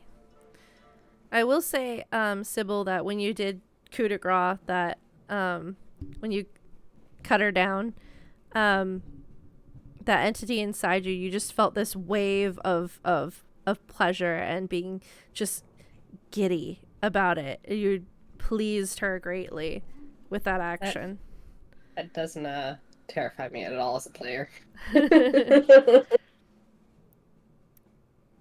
think Sybil's a tiny bit concerned as well, but she doesn't have time to think on it. Okay, this one is going to... Because she's... The other one is going to call out to her. Does anyone speak Infernal? I don't think I do. Yes. I Okay. do not. You hear this one call out to the other one. You sure that's a good idea? She's going to be angry we didn't finish. And the other one kind of quickly respond, we have no choice. And so she's going to move forward. 5. Yeah, she's going to go right into it. Go ahead and roll Yay. damage. Give me that sweet, sweet deck save. I'm sorry, it's a con save. Con save? Okay. DC 15. Fail. Yay, take it. Please don't roll like garbage. Oh well, I'll take it. There's 2 of them rolled like garbage, so that's gonna be 13 points total. Okay.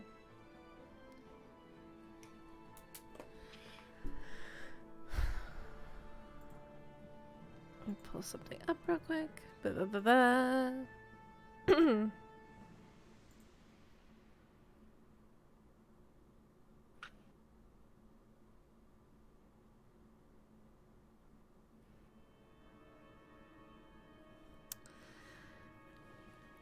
All right, and you hear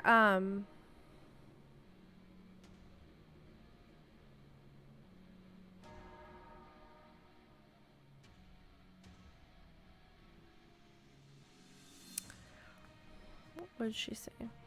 Yeah.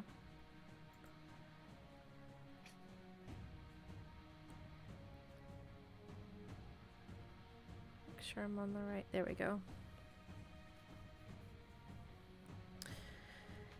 You hear her say,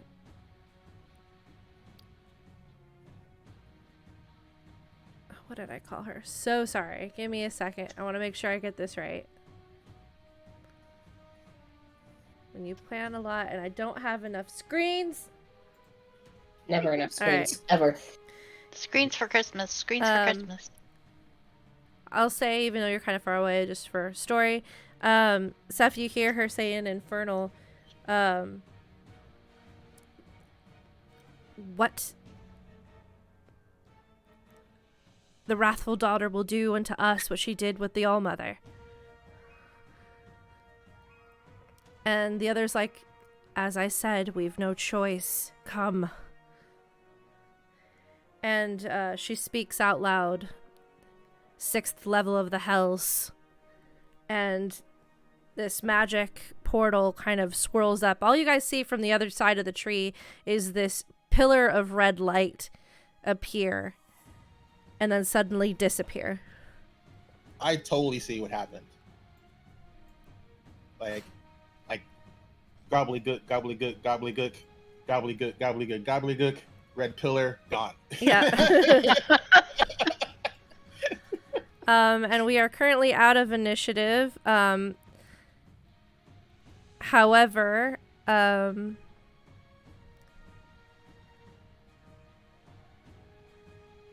there is going to be another lair action before you guys leave. So until you guys leave the area. Seriously? So yeah, the mushrooms are still there, still doing their thing. But the thing that controls the lair is gone. Still a lair. Still has lingering energies. Well, that was a natural. So that con save. Yeah, you're fine. DC 14. Oh, poor Fudge. Jesus, Poor Fudge. Fudge. Why can't you make a whiz save? It's a con. It's a con save. It's a con save. Whatever. 15, I think I just make Why? that. Muffalo fails too. Okay. And this time I also failed. Okay. Ooh. Everybody roll d4s who failed the 14 DC. I just made it. Okay. Like, just made it. Muffalo has got a 1, and I got a 4. I also got a 4. Okay. I'm not supposed to get payback. So with the one, Muffalo thinks that there's an enemy. He's surrounded by 2 enemies. So go ahead and have him do. We'll have him do an attack. One's in in a the moment. air. Well, yeah. Is he gonna? One's in Jump, the air. is he gonna jump at the one that's up in the air? No. He might.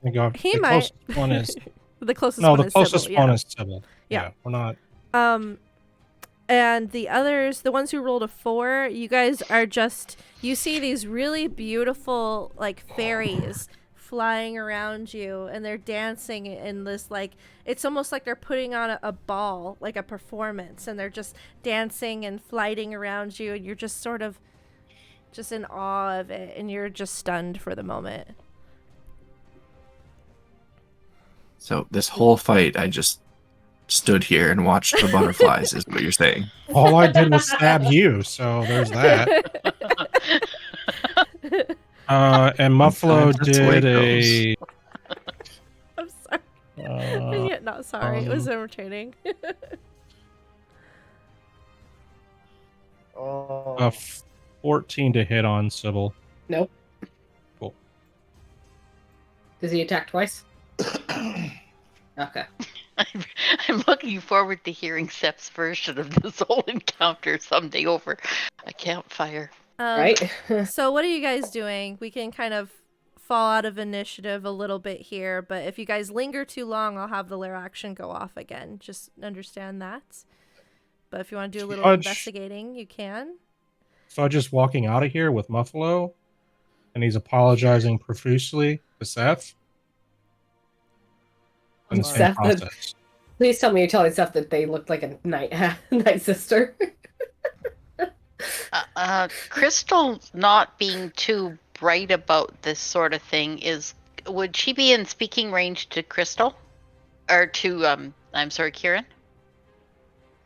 Yeah, I'm only 10 feet in the air, so yeah. Okay, Yeah. so I'm Well, sorry. going to... I'm 20 feet in the air because I had to get higher to see to Moonbeam. Okay, so I'm going to kind of look up to Kieran, and I'm going to say, where'd they all go? Like, can we follow them where they went? It's like first she curses in Celestial. Actually, no, she's gonna curse in. She's gonna curse in Jotun. She curses in Giant. You're like, I need a stronger curse. She curses in Giant, so she says some gobbledygook unless you speak Giant. And then she goes like, I don't know, some red beam of something that wasn't mine, like poofed and they disappeared. I don't know what the hell happened. I don't sense them anymore. You guys see the mortar and pestle is still left behind.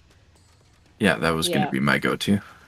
Yeah, same here. So I'll help I can help Seth look at it. Okay, you guys head drag, over. drag it out the lair, because I don't feel like dealing with you people beating the crap out of each other anymore. You approach the mortar and pestle, and you see these faces, sort of like ghostly images, and they're moving and morphing on the outside of the pestle, almost like they're like screaming and crying and clawing, but they're just stone moving pictures. That as interesting as that is, and as much as I, as the player, just want to take it with me, looks far too heavy for me with my -1 strength. But can I have a quick look over the two halves of the body, see if they have anything interesting? I don't want to linger too long, so I'm not gonna like pick something up and look at it on the spot. Just like, is that interesting? Okay, I'm grabbing it and going. Okay. So as you get closer, one of the halves is inside the mortar and pestle. And as you get close to the mortar and pestle, you see it start to like react to you. See like these ghostly hands almost try to reach out, pleading. I'll reach out to them. One of the hands, the stone hands, goes through the mortar and grips on. And I want to grab Seth as his shoulder routine to reach out towards this thing. okay. Not like to stop her, just more of a I'm placing my hand here in case. And then you guys sort of are lifted into the mortar and pestle, and it grows in size. So they get sucked into it, the both of them? No save? No, you're sitting inside the mortar and pestle, and it's sort of floating. So they're floating in the ichor of the Yeah, hag. it's a bit sticky, and the body, half the body is still there. You could toss it out if you want to. Can we move this thing over inside of it? You do find, to save time, I'll say the only thing that seemed of value on this figure was this black bag. Okay, that is certainly getting scooped up. But you're floating in this mortar. The pestle kind of floats in front of you. Is there a way that we can obviously see to move it, or is there any sort of just like inherent feeling as to how this could be moved? As you think, to move it, it kind of moves forward. With you and Sybil Take this inside thing it. with us. Yeah, take the loot, ask questions later. We are hovering this thing out of here so another layer action doesn't go off on us. Yeah. Agreed. So you hover around. Do you approach any of your friends? We go in their general direction, I imagine, since we're all probably looking to The stone leave. hands reach out as you get close to your companions. Does anyone grab the hands? Kieran is not grabbing that thing's hand. Okay. she's just like she's going like, I don't know if they're gonna live long enough for me to get whatever spell I need to get them out of there safely. And you know that when you both got in, it grew bigger to accommodate you. Yeah.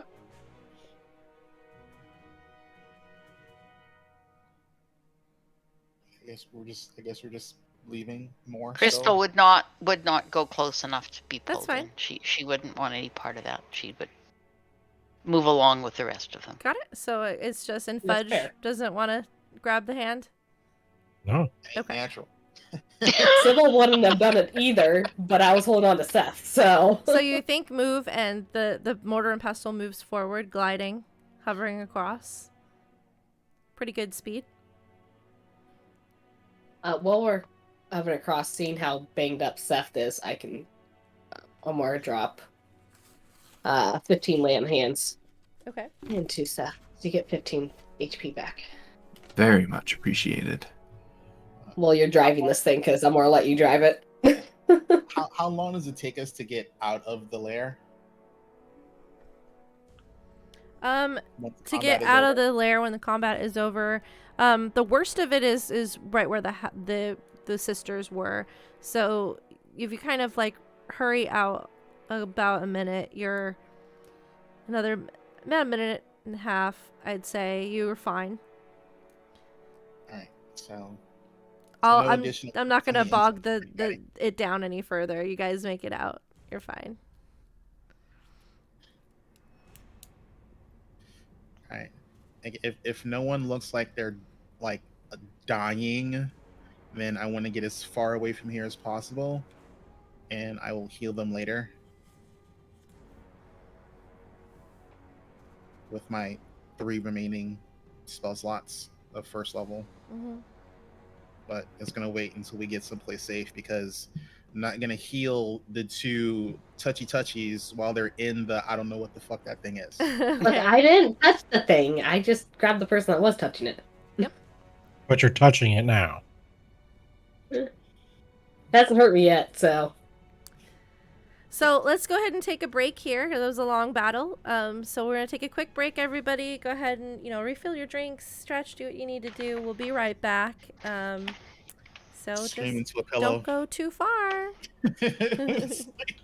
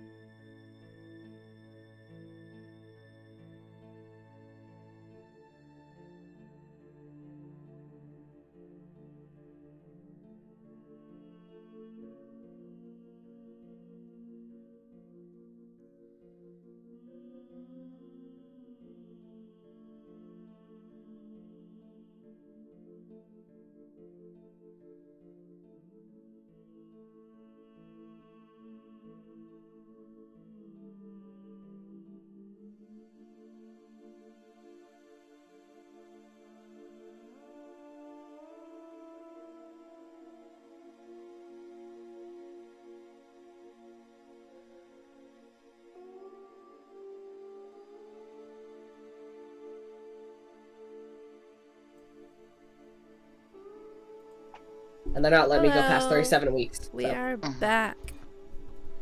Welcome, Hello. welcome. Alrighty, guys. That was interesting. That got a little dicey. You pulled through. Thought that was gonna go a little bit longer, but I'm glad. That was a really awesome moments in there. For Seth's sake, I'm glad it didn't. Yep. Yeah, I mean, it's a good thing that it ended quick, because with both Fudge and Seth just shut down for the whole battle, that could have gone real bad. Exactly. Yeah. Yep.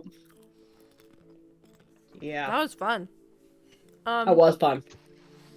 So you guys travel outside of this dangerous area for a bit, and then come kind of regroup, I'm guessing? So you're still in the forest. What would you like to do? Where would you like to go? What information would you like to share? I'm Fudge's. thinking Seth looks like crap on a stick. Yeah, about half of her wounds have closed up, but I mean, she's still drenched in her own blood. Can you get out of that thing? I don't want to heal you and it not work. All right, I suppose. I will just hop out real quick. Okay. And I'll she can follow freely out. she can freely get out of it. Yeah, she can really get out of it. And then when Sybil gets out too, it just hovers back to the ground and changes shape. That's weird. That's cool. And it becomes a very small... It keeps shrinking now. Keeps shrinking. Till it's a small mortar and pestle, like a bowl. Literally, I'm making me some guacamole size. Yep. Mm-hmm. Yeah, I mean, if it goes down to carryable size, I'll just scoop it up and put it in my bag with everything else. Okay. How about mage hand to hold to? I mean, I was sitting in it or standing in guessing it. I'm guessing it's too late. Yeah. It's already been scooped up. I'll take a closer look at it later when we're, not wandering through forest. So Late at is night. anyone else close to half health or just Seth? Oh, Jesus. I mean, I'm at just below half, so other people take priority. I'm slightly over half. I like a hit point. Let's see. Do I have any? But we also might be going for a long rest soon, so don't need to burn the slots if we don't have to. That's been used. That's been used. Alright, so Fudge looks the best. He gets 6 points as I touch you and you feel energized. Let's see. Can't do any healing. And then I'm going to give 2 level 1 cure wounds to Seth, because Seth just looks way worse than Sybil does. I'm assuming since Fudge beat the shit out of her. Hell, Fudge!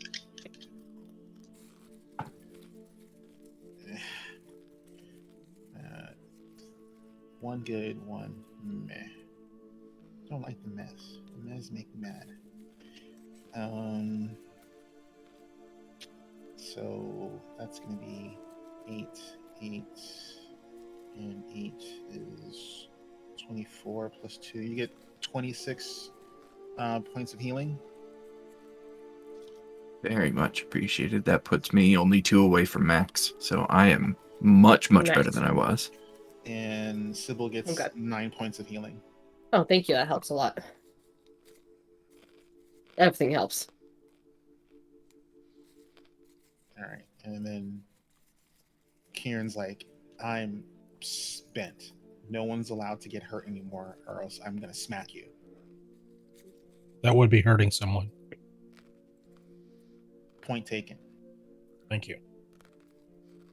I will Still do gonna my smack. best to avoid getting hurt in the very near future. And Fudge, no hard feelings. I could see the influence in your eyes. Impressive strength, by the way. I mean, I think I was only going about like half capacity, so Thank you. just saying, like that was not full power. But yeah, I was trying to throw my punches, but it didn't work.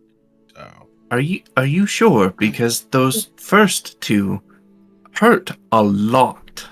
you didn't even move though. Like you just kind of like you were like a deer in like a campfire light, right? Like they see that and they just jackal, don't move. but yes, I And the understand. campfire just runs them right over. What? Well, for whatever it's worth, I couldn't move or That's fair. react or Even speak. flinch. I had to stand there and watch it happen. Well, I kind of was doing the same thing, to be honest with you. Like it just kind of something took over, and you were not you anymore. And I felt like, man, I got to stab that thing, and I did. It wasn't Multiple great. times. Yeah, I'm real sorry about that, though. But It's all. I am just glad that you were influenced to do that, and I hadn't done something to upset you to the point of attacking me. no, Saf, no. You could never really do anything to upset me in that way. I have seen the looks you give me when I change sometimes. Yeah, I mean, there's a little bit of like, what the shit, you know? I mean, so I come from like what I quote unquote call the natural world, and wherever you come from doesn't feel, and that this isn't a disrespect thing. This is just saying like I don't. It's like not natural in my difference my way. of culture. Let's call it. That's fair. That's very fair. I kind of want to go see this culture, to be honest with you. Like, It is quite impressive. Yeah. I think I'm going to be putting in some vacation time with Chimera. And, maybe I'll take a boat ride to wherever you're at. Your place Perhaps is at. we can vacation together. Although getting there by boat might be difficult. Okay, well, however we need to do. I don't know. How did you get, well, it's a whole story we could have. We could talk about how you got wherever you got, I mean, yeah. Conversation for a less dangerous time, perhaps. Exactly. And one where I'm not completely charged from a weird electrical thing, and Buffalo's not real happy either. So, Speaking of the rest is in order for us all. Speaking of danger, though, like, is there a chance that, like, those two witchy things could go back to the orphanage before we get there? Yes. My apologies. Did none of you understand what they were saying? No.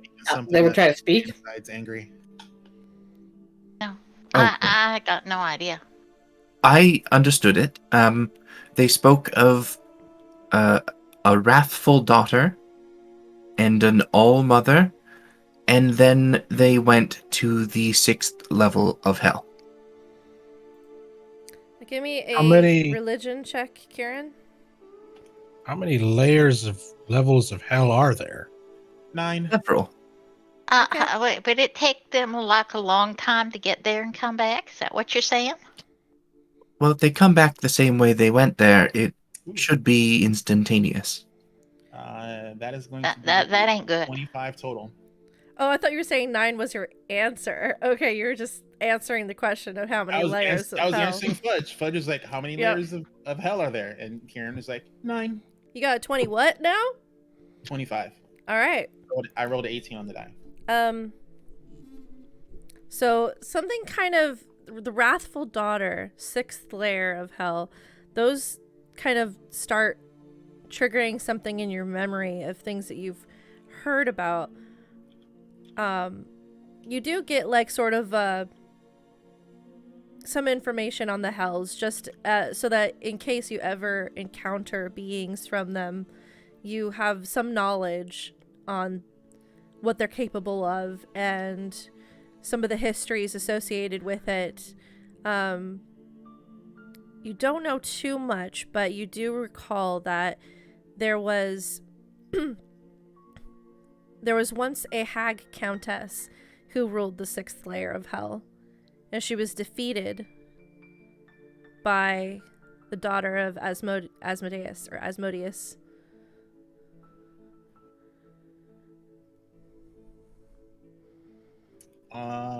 She is going to. Oh, that sounds familiar. She's gonna open up her Bible. And then she's gonna like open it up, and anyone who's looking at her, she's not being like hidden about it. Like she's turning pages to like, you know, kind of a section that's like in the back, and there's, you know, she has black bookmarks on it, and you see this like upside down weird spire thingy she's looking at, and she's like, you know, fingering through, and she goes, ew, that one, ew. You remember her name, though whether you speak it or not is your choice, but definitely speaking her name. Her name is you remember the Archduchess Glacia or Glacia? Yeah. Yeah, I'm not on. Well, so one like so she's looking at Fudge trying to explain this. So she's like, so like, hell has princes, well, dukes and duchesses, lords and ladies, whatever they want to call themselves. Basically, the baddest of the bad, and they each run a layer. And one of the big bads, one of his daughters, deposed a hag. You remember she did more than just depose. You remember that she forced the hag to undergo a massive transformation, making the body of the hag grow to titanic proportions. Her skull ballooned to the size of a vast fortress, her ribs distended and bent. Arching mounted ranges that circled the whole layer of her ribs. Her innards were buried, becoming subterranean passageways. Her organs burst, forming lakes of bile and viscera. Her fingers became tall and huge and white in 10 white towers. Strands of her hair into greasy white trees. But her whole body was basically transformed, and she was destroyed by that transformation, just becoming one with this landscape on the 6th layer of hell, as Archduchess Glacia taught her a lesson for wronging her father.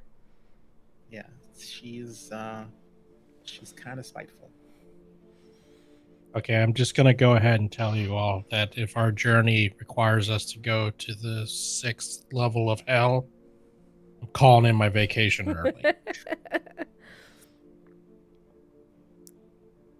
You don't know how much involvement that is, but you know that that's likely who these night witches were so fearful of. Yeah, I mean, if she's, I mean, out of character, if they're scared of Glacia, then that's very much the right thing, the right emotion to have. Because that bitch is crazy. And Sybil, you get feeling coming from the entity inside you of more like rage, but also sort of like pleasure in understanding. Like she seems to something is clicked, and so she's gaining some more understanding as to a mystery that had happened to her machinations. You just get those feelings. You'll have to wait to maybe get some information, but you get those feelings of like, you know, fury, and then like understanding and some pleasedness and just knowledge. Something clicking. That sense of satisfaction you get when you Thank actually you. figure something out. Satisfaction. Exactly. That's what I'm trying to go for. That satisfaction of figuring a puzzle out. Mm-hmm. I know that feeling well. I don't know what's next now. This is weird, but we should get back to the orphanage just to make sure everything's Rest. fine. Get to the orphanage. So, and just recap, you found the mortar and pestle and you found a black bag. Yep. I think here in the morning, unless you have the ability to do it tonight, you might want to check in with your goddess to see if she's still concerned over the orphanage. I have to wait till tomorrow.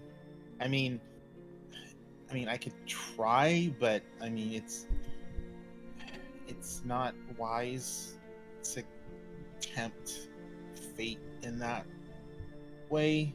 Morning is fine. I doubt anything will come back tonight. I mean, we might get back, and if the kids look good, then that's great, right?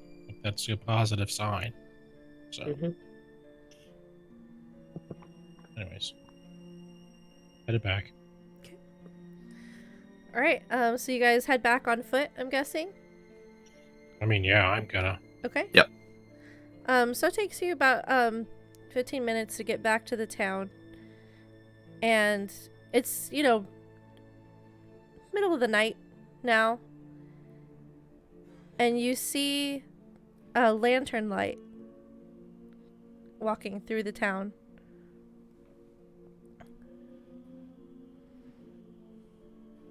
Multiple figures. Probably you see about 6, 7. They look familiar. Are they anyone we've run into yet in the town, or? Getting closer, you do notice, I think his name was Dex or Dax. Dax, who's the innkeep. Is that the tiefling? Yes. Yeah. And you notice some other figures that don't look exactly familiar to you, but you know that you saw them, in passing, but maybe like just villagers of the town. And then you also see the banker that you met earlier, Nicodem.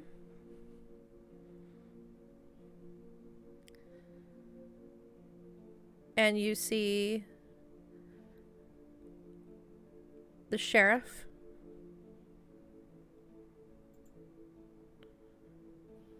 And his two deputies. Do they look ensorcelled? They're walking with purpose. But sort of like at a slow pace. All of them seem to be heading in the same direction. I don't have a good feeling about this. Yeah, and this is probably really stupid, but I feel like it's what the character would do, so we're going to... Is there a way I could stop one of them and ask them if everything's alright? Sure, who do you want to stop? One of the... Probably the sheriff, or Okay. one of the deputies. Probably the sheriff. Okay, so you go up to Buck, and... you look at him, and he sort of has a vacant expression on his face. Is everything alright? Is there an emergency? No. Why is everyone out in the middle of the night? He doesn't seem to respond. He does stop if you get in front of him, but he just stands there, waiting for you to move. When Kieran sees that he doesn't respond, she's going to use her second use of Channel Divinity to do Twilight Sanctuary. And I mean, it's exploration, so a little weird mechanically, but what it does is anyone within 30 feet of her, she can either give them the hit points, or she can remove one frightened or charm effect. Okay. And like them just not responding, especially Buck, because he likes to talk incessantly, I'm presuming he's charmed. And Yeah. she's purposely trying to remove charm. Unfortunately, this isn't a charm effect, so you don't see any change. That was a good call. Normally, if it was, it would have worked, but... I hate the charm, not charms. It's something a little bit more hinky. Fudge wants to look around Does he see anyone else out in the streets, or Just who I described. no noises, no It's pretty pitter quiet. patters? Just the sound of feet moving. Can I let off a divine sense? Check good and evil till in my search. No location of any celestial fiend or undead within 60 feet that's not behind total cover. Within 60 feet. Yeah. You ping See if it. there's... Yeah. And nothing. Other than the obvious. Yeah. Other than the obvious. Okay.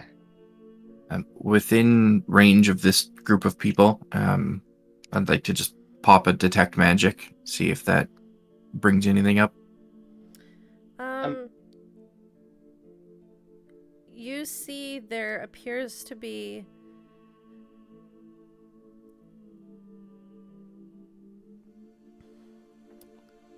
something kind of faintly glowing at the back of their necks. It looks like it's not really an item, it's more of like something has been magically removed. And then you see, obviously, the glow from your items, the pouch that you found, the mortar and pestle.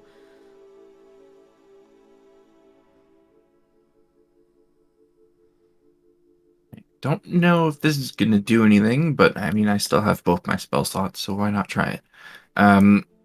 Targeting that area on the back of the neck on the sheriff is probably the best one to do this to. Okay. I will hit it with a dispel magic. Okay. I'm still standing in front of the sheriff. Like, I haven't moved. So at least he's not walking away from me at the time. This is interesting. I have to think of what would happen. He collapses. Damn it. Okay, we're out of here, guys. We killed the sheriff. What'd you do, Did, Seth? did we kill the deputies? They're next. When I didn't shoot him. when the sheriff collapses, I'm gonna try to make a medicine check to see his condition. Actually, the first thing she would do is do a spare the dying in case he actually is dying, so he stabilizes. Okay. That's a cantrip, so she casts that on him, Okay. and then she'll make a medicine check to see, like, is he actually dying, or was he dying, or Sure. Give me a medicine check. Sure. that is a dirty 20. Roll religion. But use your wisdom modifier. Okay. Ooh, that is going to be a 26. You look over the body, examining it for any wounds or anything. You see it's a little scuffed up. Like it was taking a very direct route, regardless of bushes in his way to wherever he's headed. But other than that, it seems fairly okay. You sort of feel some sort of gravitation towards the back of his neck. Even though you don't have detect magic, but that this sort of like holy sense is guiding you instead. This just instinct as a holy person, as a cleric. See a marking, tattoo, anything weird? You don't see anything with the naked eye, but you know instinctually that something's wrong with his soul. He's not hurt physically, it's his soul. There's a piece missing. He doesn't feel whole. This is gonna sound weird, but part of his soul's missing. That's I don't what know you how do. you do that. Good rolls, by the way. It wasn't me. All I did was dispel magic on him. And you do see that he appears, the dispelling of the magic was like, if you had to guess, maybe keeping him animated in this state, despite missing a fraction of his soul. And without it, he's gone into a coma. I wonder if this is what happened to the other people. I mean, we should. Oh, we Fudge gotta is a- stop him from going out of town. We gotta. we gotta follow him. How are we gonna stop him? I can't do anything. I have no spells left. Real quick, because Kieran did mention that he was missing a piece of his soul. I'm gonna pull down my veil sight goggles and take a good hard look at these people. Something is definitely off with their souls. They don't look as the same sort of color and consistency. There's sort of like an opacity to them within a person. When they're occupied and alive, they're not as translucent. When they're, from someone who's dead and it's kind of roaming around the lands, it's more of this sort of milky image within a person, usually colored in various colors depending on their temperaments or an aspect of their being. And you're seeing that they're a bit more transparent, but that shouldn't be that way. They're alive. They shouldn't, and yet they don't look undead to you either. So something's wrong. Something's off with their souls. Okay. So no like specific familiar color to them, let's say. No specific familiar color, no. It's Okay. It's just you can confirm that something feels off. Something is missing. Okay, like this may be kind of a crazy idea, but like I know we got, like we should let them go where they're going and follow them, but we ain't got the resources right now to do it. Like, do you think we could put them in their own jail and maybe do our rest and stuff there, and then let them loose in the morning and follow them then? maybe grab as many as we can. That's not a bad idea.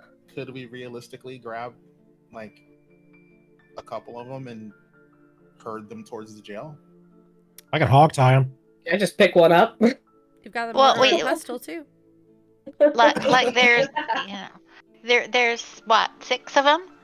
Like I don't know. 6 like, that you see, that you can see from your vantage point right now. Fudge starts to get his rope out. Just gonna go try and pick one of them up and see how badly they resist. As you go to approach them and try to lift them up, they don't seem to resist at all. They All just right, kind of halt when you get in the way. Start tying them all up. It's like, hey, run them down so I don't have to run them down. And I just start tying them up. Okay. Yeah, I guess I'll start picking them up and bring them back to Fudge and letting him tie them and go grab another one. And then we're just, we can all tie them up and then we could just pull them or carry them or whatever. I don't know. So they continue to walk out into the woods. So I'm going to, if you guys are working together, let's see if there anything kind of hinders you from doing that quickly. So the first one's fine. You gather him up. You're holding him. He doesn't seem to resist, but if you let him go or you leave him, they'll keep moving. So how are you guys? How are you doing this? Because each of them is walking purposefully out towards the outside of town. I have something when we bring back. I'm gonna stand in front of one because that seems to stop them from moving. Okay, Kieran stands in front of who do you want to like? The banker, the deputies, the sheriff's down. He's in a coma. I'm gonna stand in front of the tiefling. Okay, so you stand in front of Dax. So you've halted Dax. What are the rest of you guys doing? Or Fudge, who did you grab? Dax, the innkeeper. Oh, Kieran's standing in front of him. Oh, sorry. The banker. The banker guy. Okay, got it. Can I walk up behind the 2 deputies and just try and grab them by the backs of their pants? I can stand in front of one of the deputies. Give me a strength check. Okay. I'll stand in front of one deputy. Oh, okay. There's also 2 villagers. That was a 20, so I got the deputies. You want to grab one of the villagers? Okay, I'll try to grab the villagers. Okay, there's one That's villager. it. Sorry, because I said there was 6. So I'm also going to order Muffalo to go into sheepdog mode, and he'll just go in front of them and attempt to herd them, but realize probably that's not going to work, and then he'll just plop his butt in front of one of them. Okay. So with that strategy, I think you guys could safely kind of, with some of you guys staying out to keep in front of these figures and others lifting and bringing them into the jail. Give me an who's going to the jail first? Who's lifting and bringing someone to the jail? I'm tying up, so I would assume some other people are. Yeah, while they're tying up, since I'm free, I didn't grab any of them or stop any of them. I can go to the jail ahead of them to get it ready for them. Okay, and Fudge, you're just tying one up. I'm tying one up and then moving on to the next one as like Sybil brings them to me, essentially. Oh, okay. Okay. So you guys are going to tie them up as well. Okay. That's fine. That sounds like a good plan. And then if we could tie one to the next, to the next, to the next, and then just once you're in the jail, they can't be led. They will always either stay put or move in the direction they want to move, which is away from the jail. Yeah, I'm tying up like they can't be led. They can be dragged. I'm doing like both. They can be lifted. Okay, drag. But they can't be led. Yeah.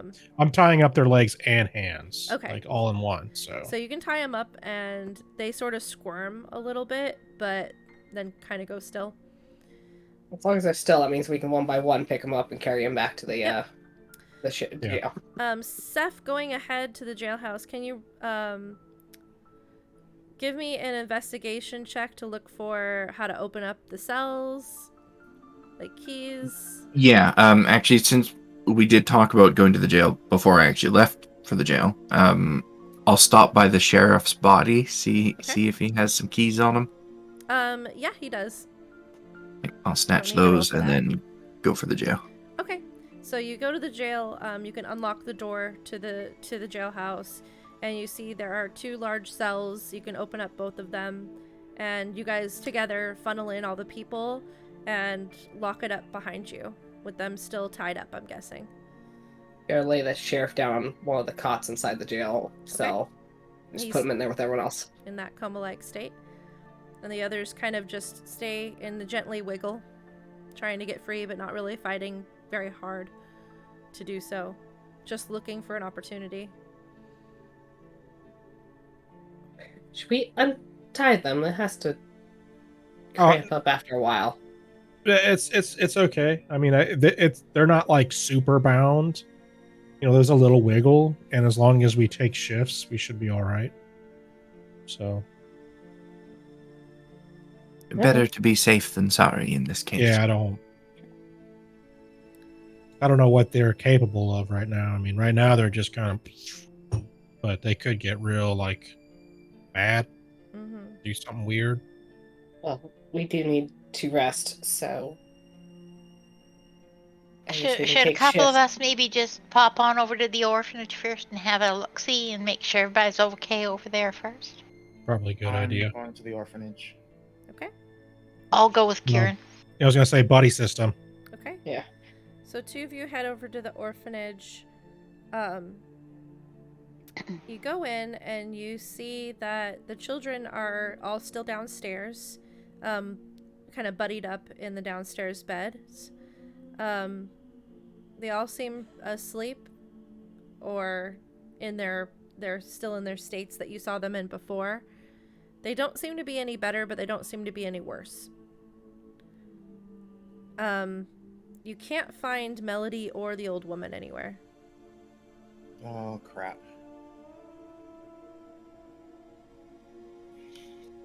Kieran, this ain't good. Oh. This ain't good at all. What is with this place? I just don't understand what's making them all want to run off.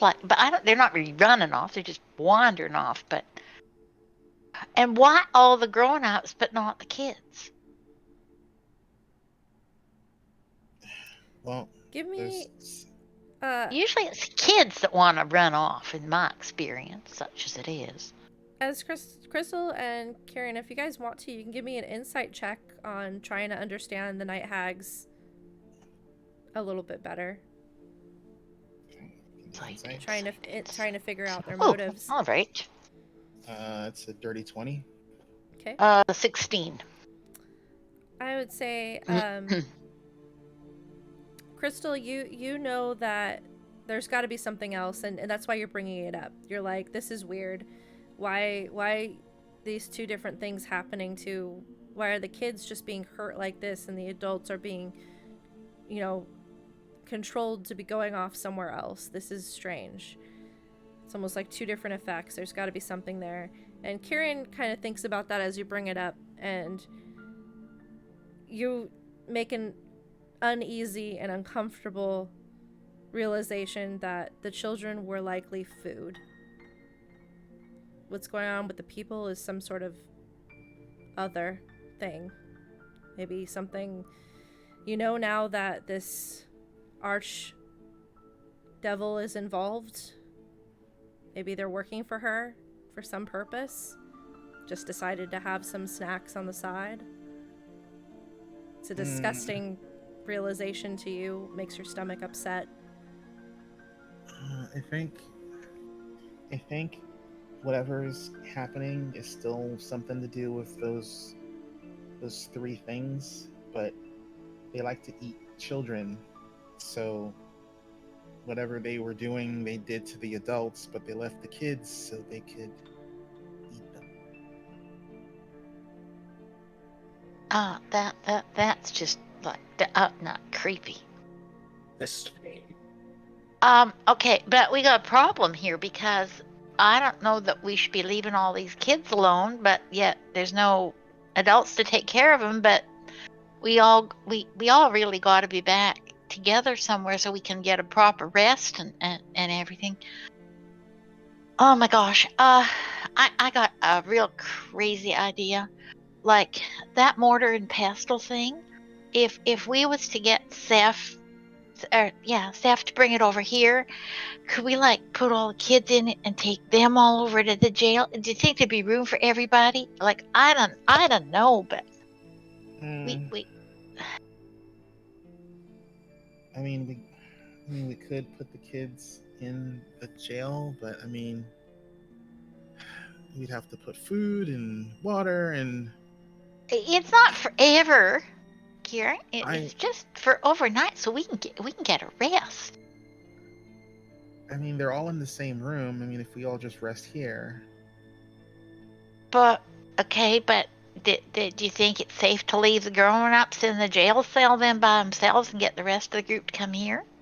No, okay, I know, I see what you mean. Like I don't think we should be splitting ourselves thin, spreading ourselves thin.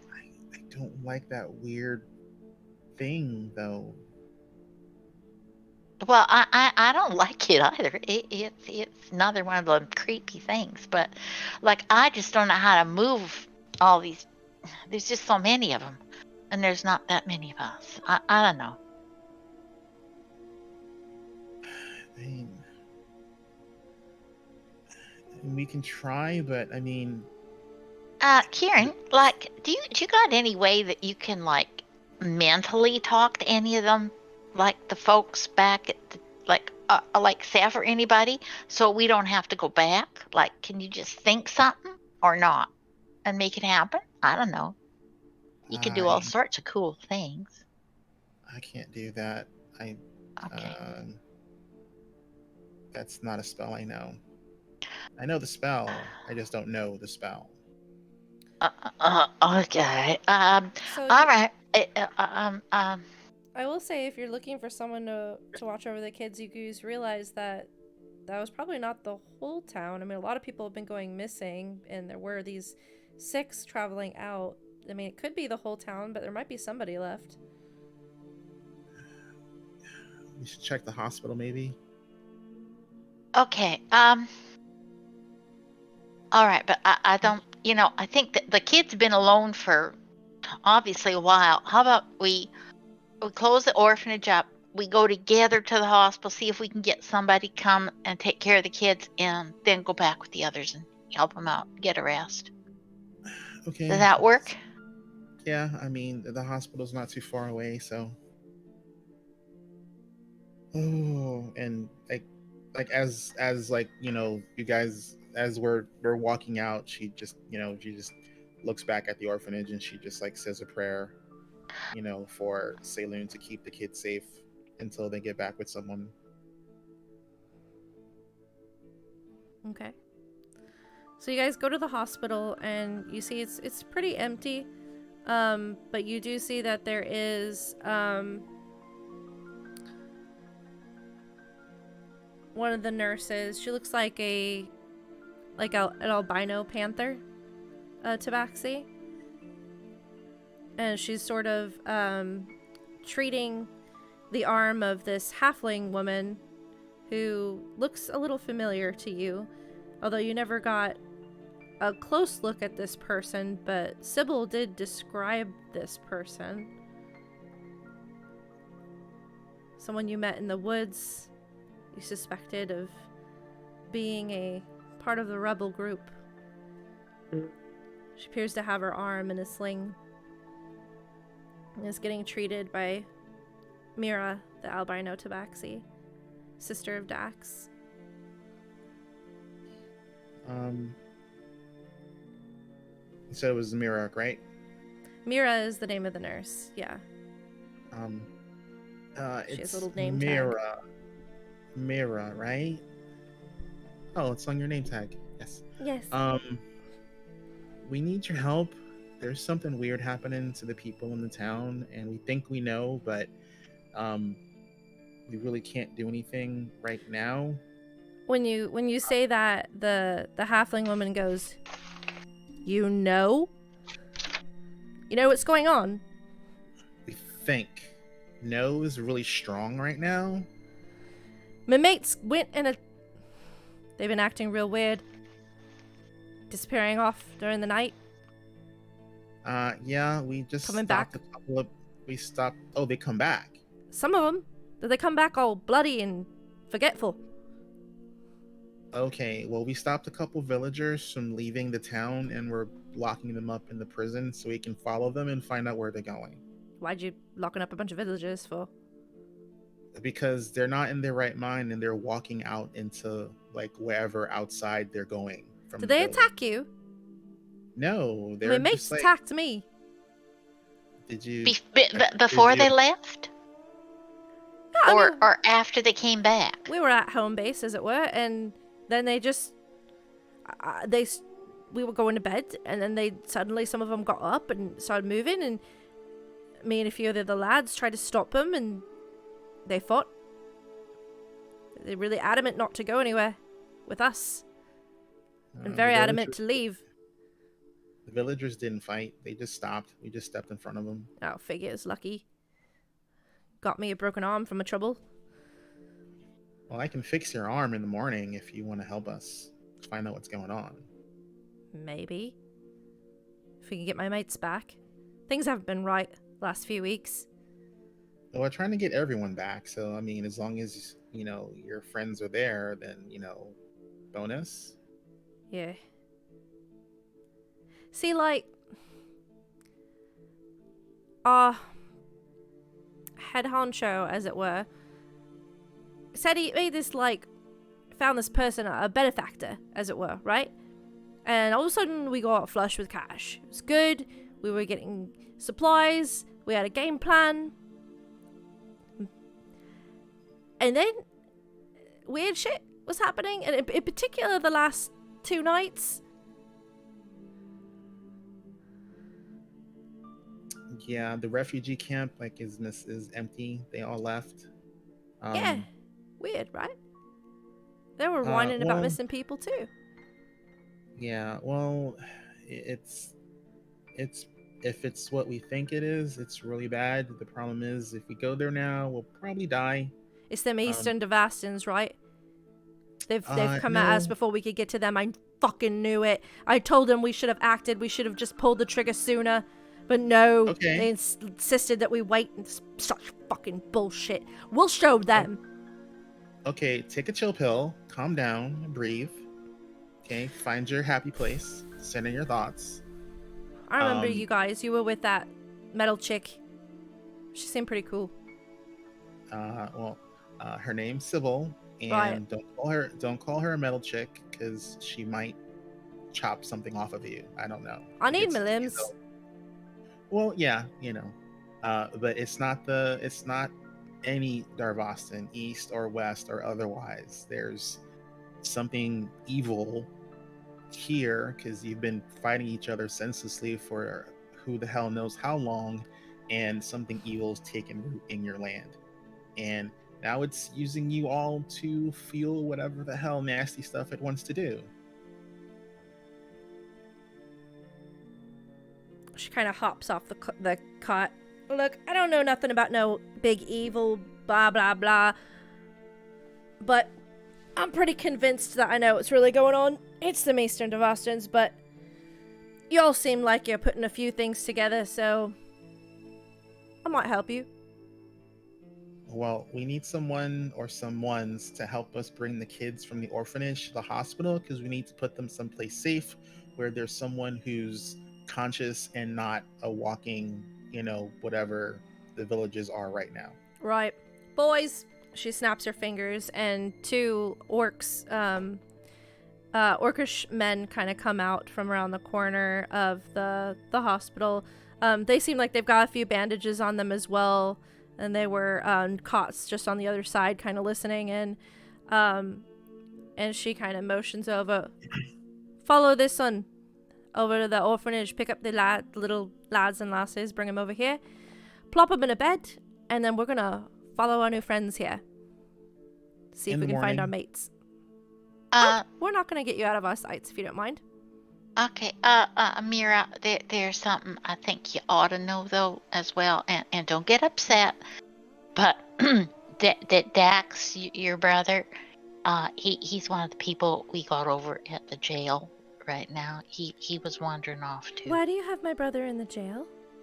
Because he was trying to wander off. He's got this real glazed look on his eyes, and he won't talk. He's not listening to us. He was trying to wander off, and we're just trying to make sure that doesn't happen.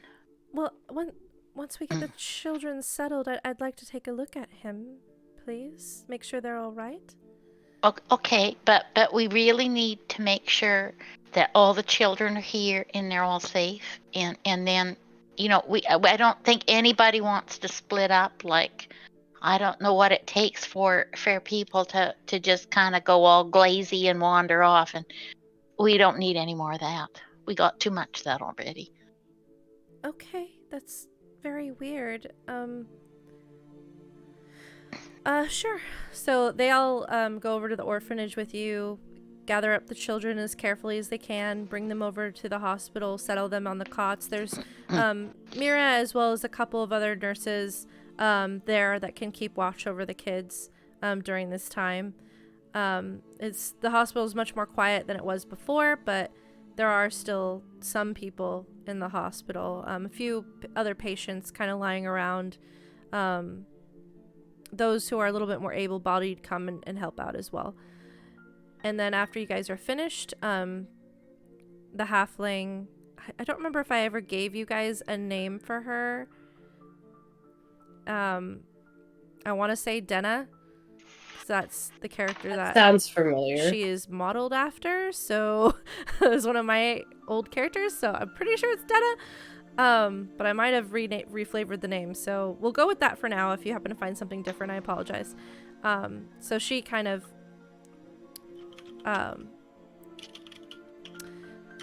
you hear one of the orcs kind of go, all right, Denna, where to now?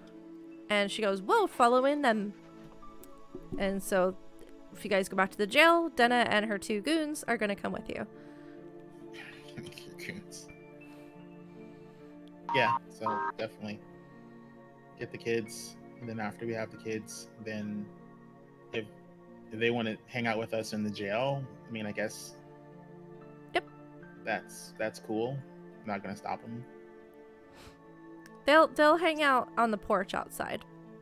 They're just kind of they want to stay close to you. Make sure you don't run off, as you're the only ones who seem to be having answers or investigating anything lately.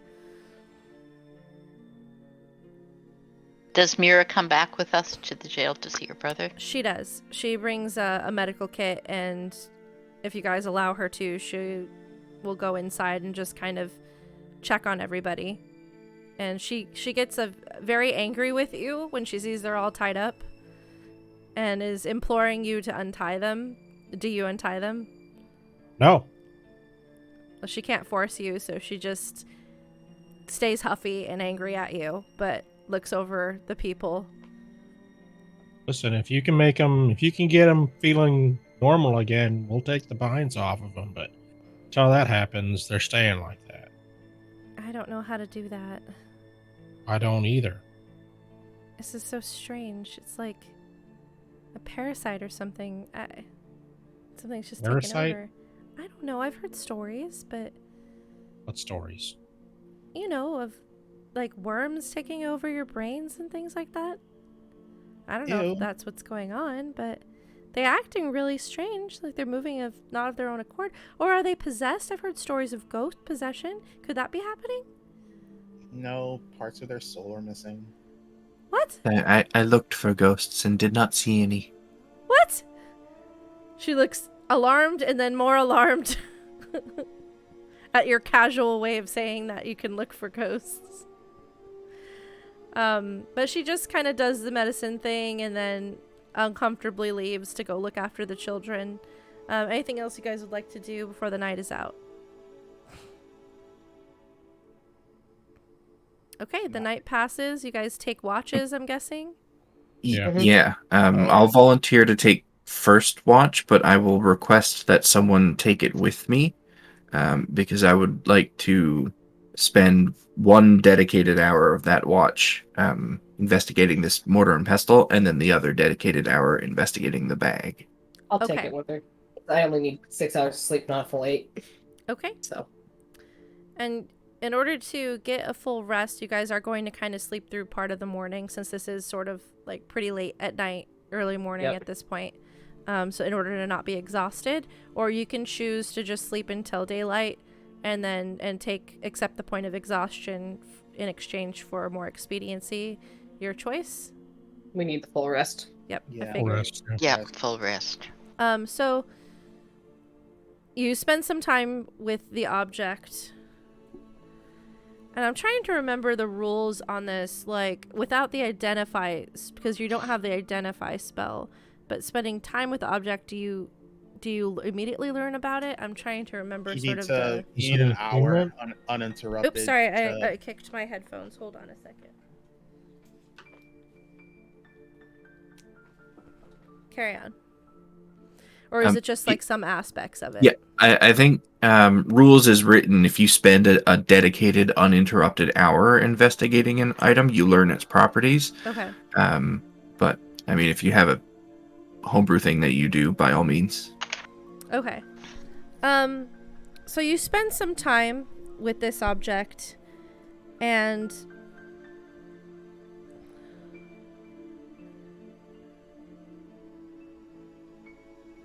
using sort of your pings of detect magic too, we'll say one of ping, to kind of study it a little bit more closely.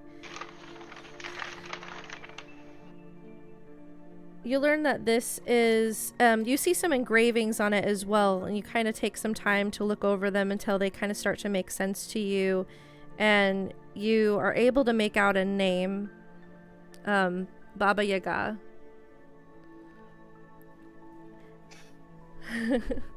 And you learn that this is her mortal, I can't say that word anymore, mortar and pestle. There, I found my way to it.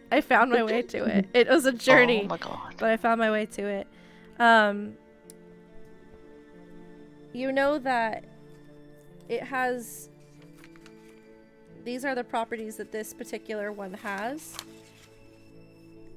In order to use the item, or to benefit from its properties beyond travel, you do have to cut yourself or draw blood from something else. You must draw blood and take 1d4 slashing damage as a bonus action, and then you can benefit from the properties.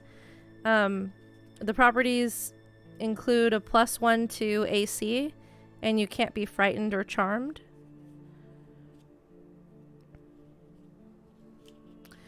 You gain 1d6 hit points at the start of a turn as long as you have at least 1 hit point. Not that you guys needed any more hit points. That was just what the hag rolled for these when she had it. So it's stuck on the mortar. If you are holding the pestle, you can extend it into a quarterstaff or shrink it back into a pestle. No action required. As a quarterstaff, the pestle is a magic weapon that grants a +3 bonus to attack and damage rolls made with it. It has 12 charges. When you hit with a melee attack using the pestle, you can expend up to 3 of its charges to deal an extra 1d8 force damage for each expended charge, or each charge expended. The pestle regains all expended charges daily at dawn. If you're curious, this is from Tasha's, so if you have access to that book, or I could always take a picture of this for you later. Okay. So it's pretty much all of that. It's just there's a role for the beneficial properties and the detrimental properties. So those were the properties you get that I said, in addition to all of its other things that it can do. What's the item official name? The official name is Baba Yaga's Mortar and Pestle. Okay, thanks. And you're able to, let's see, perfect tools. It does some various things. You can read and kind of play around with it. As an action, while the pestle and mortar is within 5 feet of you, you can command the pestle to grind for the next minute, or until you use your action to verbally command it to stop. The pestle moves on its own, grinding the contents of the mortar into mush or fine powder. At the start of each of your turns, whatever is in the mortar takes 4d10 force damage. You can traverse the night, so the mortar will however people jump into the mortar, it will expand its size, and you just have to think of a location, and you can traverse there. It's faster traveled at night. And it does seem to have some planar travel aspects to it, capabilities to it. But you also sense, and this is more of the homebrew side of it, that there's a danger to using this. That this item belongs to someone. The more you use it, the more chances that maybe it will call to that person.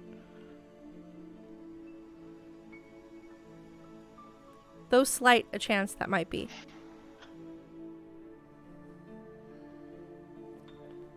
Okay. And is this an item that I would have to attune to, or does drawing blood kind of connect me to it? It requires attunement. It's just in order to benefit from its properties, you always have to draw. You have to draw some blood. Gotcha. Okay. In order to activate that aspect of it.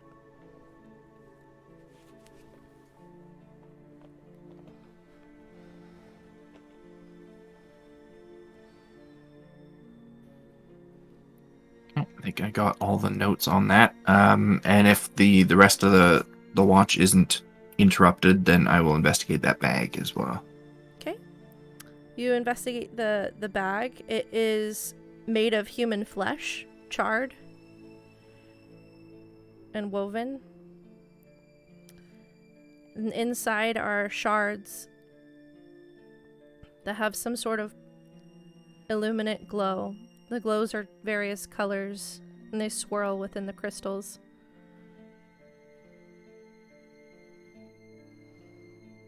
And you're not sure exactly what they are. You'll have to do a little bit more than just spend time with that one to figure that out. Yeah. But you might have some, try some different things if you like to enhance your time staring at it. Yeah. I'd certainly keep a detect magic up, just to get like the schools of magic and stuff, since that doesn't cost any spell slots. I don't know if I really have any abilities or anything that can help me here. I'll look at all of this stuff through the Veilsight goggles as well, just in case that tells me anything. They're souls. Okay. They're fragments of souls. Okay. You did the thing you needed to do.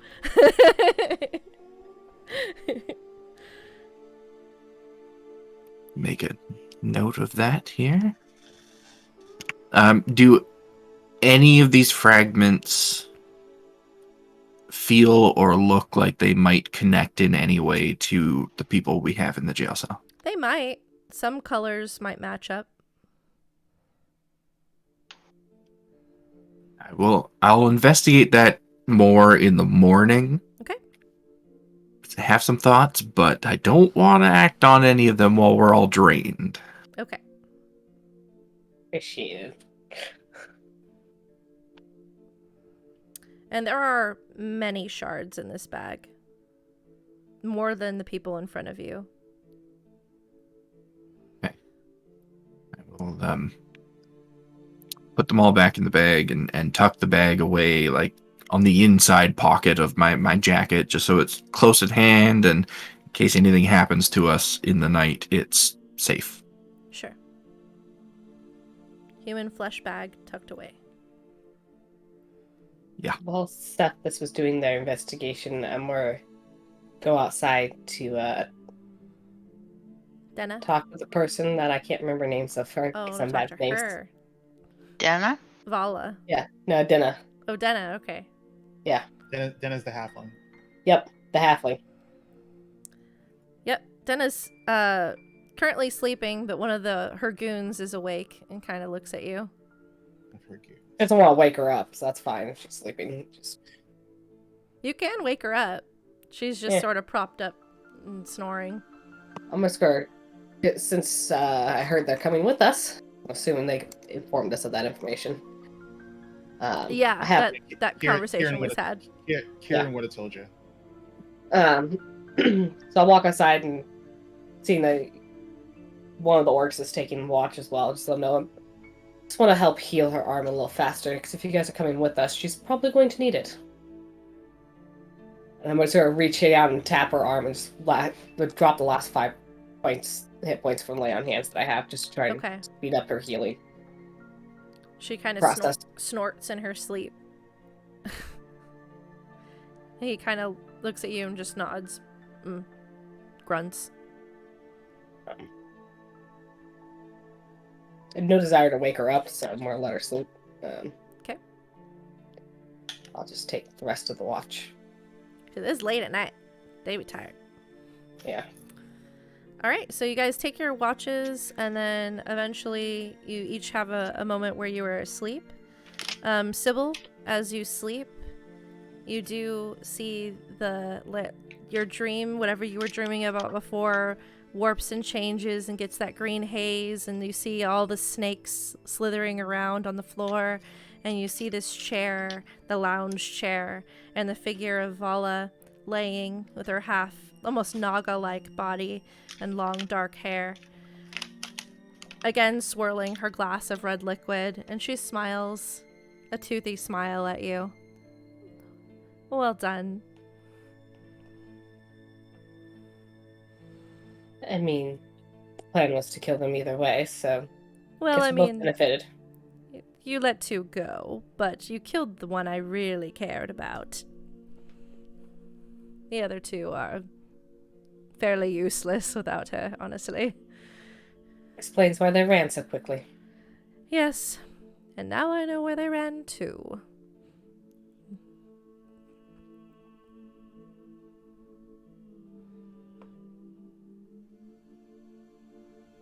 Does that give you any insight on what's happened to the others? Oh, yes. Such a shame. Such a waste. I had such plans. Guess I'll have to move those on to the city. Years of preparation wasted. That's what happens when I guess you piss off an archdevil. Oh well.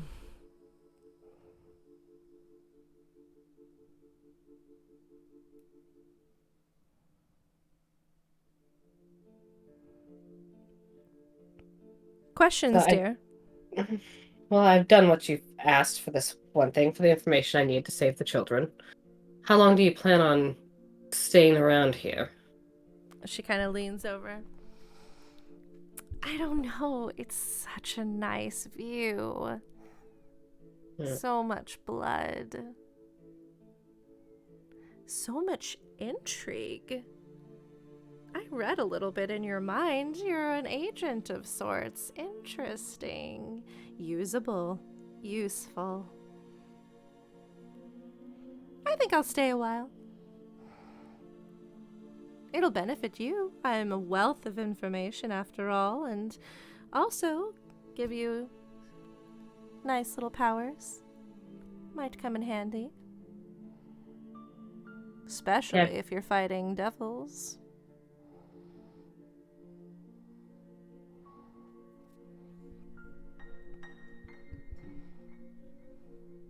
I think for now they're the greater enemy, so for now that will work. Do you have any information on who we're fighting, since you're speaking of a trade?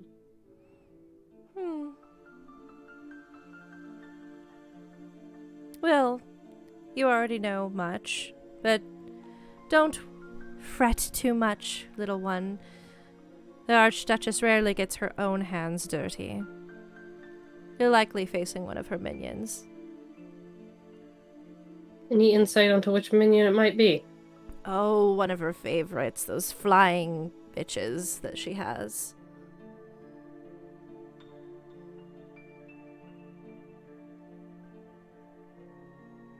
Would I have any idea what she's referring to? Probably not. Okay, didn't think She's being so. purposefully vague. We'll see. I might give you more information if you're a good girl.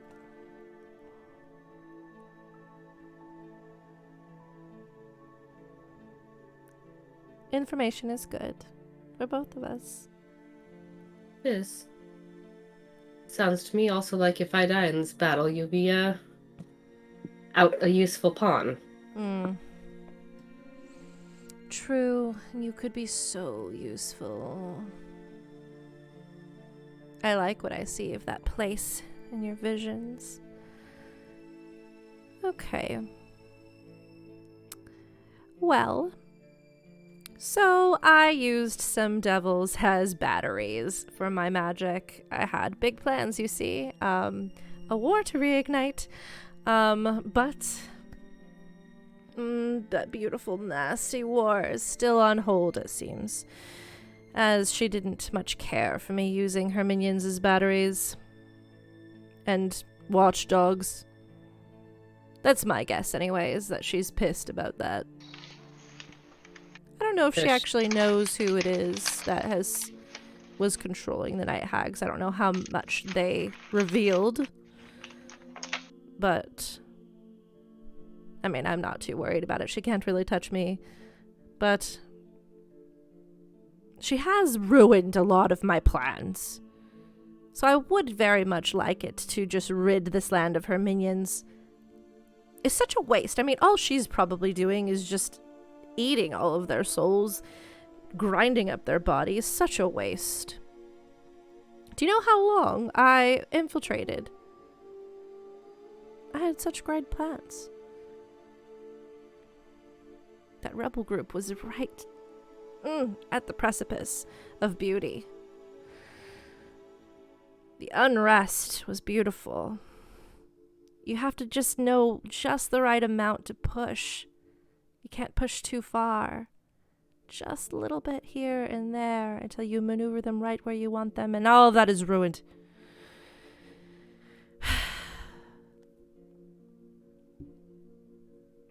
Anyway, what you're bound to come across is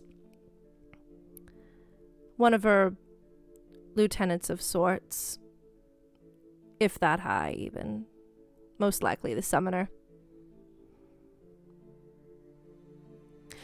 And if you don't go quickly, more of the humans will become paste. So, there's that.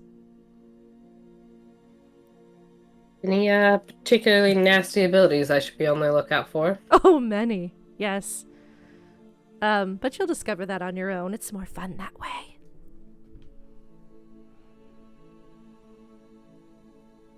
Better get some rest, dear.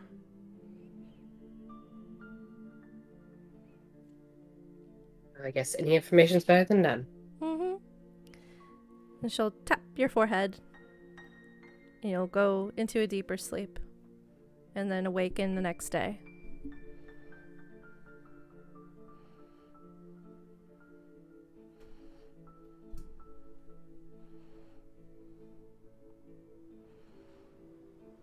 So, It is a new day.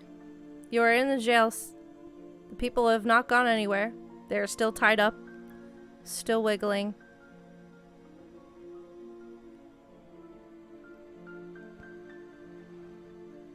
If we're all kind of up and awake at this point, I'm going to meander over to Fudge. Yep. What's up, Seth? I would like your assistance with something, please. Yeah. What you need? You seem to know a lot about what is natural and what is not. So Well, yeah. I'm going to lean in real close and say, real quiet, I picked up a bag made from human skin, and it contains shards of souls.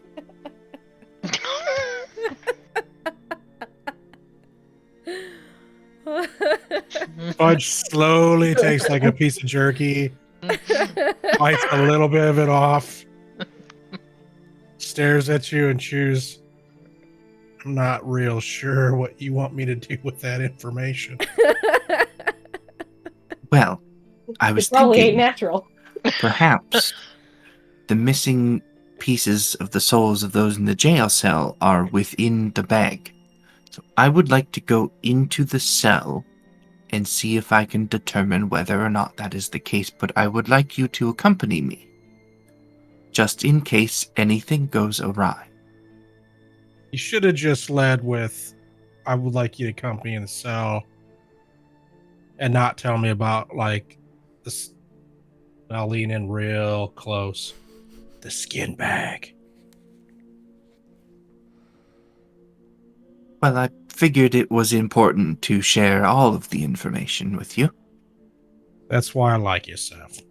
I might not be thinking for myself right now. It was a long night, but you are right. I would want to know about the skin bag. So how does this work? Well, I don't know, but I have some ideas. I think if any of these shards do belong to any of these people, perhaps they may react when they get close to their owners.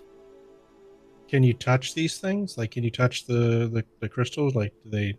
I did pull them out of the bag last night, and I don't believe anything happened to them or me in the process. Okay. We can try, like... Well, how do you know what goes to what? Well, I'm hoping to see that through these goggles of mine, and perhaps the shards themselves will have some sort of visible or physical reaction when they are within proximity of their hole. Right. Well, this is definitely not natural, but let's do it. That's why I came to you, Fudge.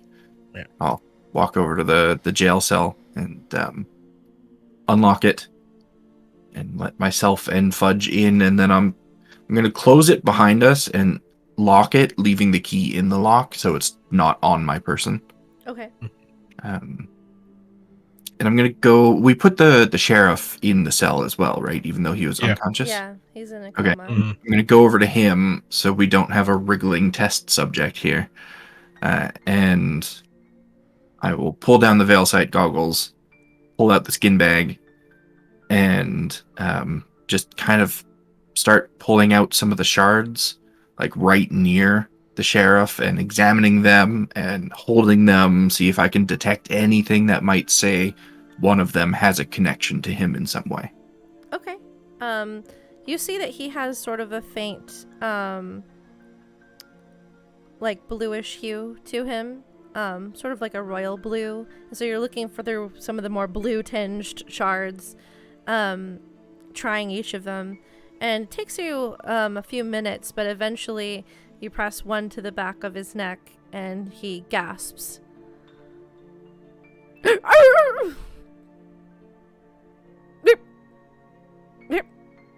Those aren't words. What's going on here? Why am I in my jailhouse? Why am I in the cell? Why are all these people tied up? Well, you're tied up too, so just know that. What the hell's going on? You tied up Well, the you're- unconscious person. You tell us what's going on. Oh, he's tied up too? I thought you just Oh, laid yeah. I down. think he was. Everybody but- got tied up. Everybody. Why am I tied up? You will unhand me. You will untie me this minute. All right, By slow order of down. my badge. I'd take his badge off and put it on me real quick. You, sir, just earned yourself a night in the jail. Once I'm out real of sorry this. about that. You let We me saved go. your life last night. We You let- saved your life. I was asleep last night in my bed. Nope. Them there dirt stains on your pants show that you were out walking around, and then you did fall to the ground after Seth here did something real weird to you. You You done were, like, did being weird real stuff weird. to me, drag me through the ground. We did not just Deputies. Oh, shit. they're tied up too. They're right there. I take their Look badges. at them. Look at them and tell me what's going on. That's what you were last night. Why are they wiggling like that? I don't. If you calm down just a little bit, I'll give you your badge back. I'll free you from your binds, and we can have a normal conversation. All right, I take the badge off. I put it back on him. I go ahead and I untie him. For audience, he's a tabaxi. He's the equivalent of a tabaxi, but a golden retriever. A race called the Nubians that I have in my world, which are basically dog tabaxis. Yeah, he growls at you, and you let him go. He's just going to continue to growl while he's getting free. But Yeah, I free him. Tarnation. You folk come to town. Ain't no mercenary group type. The laws just ain't right. I didn't want to tie you up. You all were being real weird last night. And granted, you did go like into coma type state. That's what they were saying. I don't know anything about that, but Ow, my head hurts. yeah, you Got really a you bump felt on like it. a lumpy sack of potatoes when Seth hit you with whatever magic Seth casts. I apologize. But in my defense, at the time, I did not realize you were missing part of your soul. Oh, what now? I returned it. It's all right. Yeah, you look a lot better. I'm real tired. I haven't been sleeping well. Probably not. Listen, we're going to continue to keep working on this. I want you to keep thinking about like, hey, did some weird people come in here and do some weird things to me? And then when you figure that out, you go ahead and disclose that information, because that's what we're looking for. Ouch. Is like, did you eat something weird? Did some weird, like, crazy ladies come into town and do some weird stuff to your head? Or did you eat something weird? Why do you have to say, did you eat something weird twice? Like, just because I am who I am, I'll go around sniffing and eating things I shouldn't be eating. That's racist right there. I'll tell you what. You're the I'll one tell claiming that you you're what. That's totally a golden retriever thing too. Eat everything. I'm just saying, you have to have some kind of information in your head about what happened. I just take bites. All right? I don't always eat the whole thing. Okay. All right. Seth, let's go ahead and move on, because he is... Agreed. Though, do you think we should leave one of them in their current state so that we still have someone to follow? I don't feel very comfortable choosing someone to potentially be... Oh, that's okay. I can choose. Oh, Seth. Yes? Seth. What are you talking about? Who are you choosing for what? Okay, so Seth, we'll have a longer conversation about that particular topic a little later. But the idea is that before we had any idea about us being able to make people better, was that in the morning after we were rested, we were going to untie one of you or someone and potentially, or all of you, just to see where you would go. Because you were like phased out. You should have done that to me. I'm responsible for this town. If you were going to do some weird shit that was risky, it should have been me. That's totally fair. But again, we said Seth did some crazy shit to you and you fell like a lumpy sack of potatoes. You weren't moving again at all. Yeah, right. That's weird. So. Fine. Use Tomas. Yes, it's okay because we still have your deputies that we can use. Yeah, use Tomas. I need Titus too much. Tomas, he's okay. Then let's. Well, let's all right. Honest. This is getting a little too easy. Hey, every life is valuable. Sure. Just want to say that. Listen, he's dropped on the head just too much as a child. I'll just tell you. You know. What is going on right now? If anyone could survive that, it's him. You wouldn't believe the shit he survived. All right. Well, let's see if we can get the banker up. So you guys take some time, but eventually, like I'd say probably about an hour goes by just trying different crystals on these people because there's a lot in this bag. But eventually you're able to awaken all of the ones that you want to.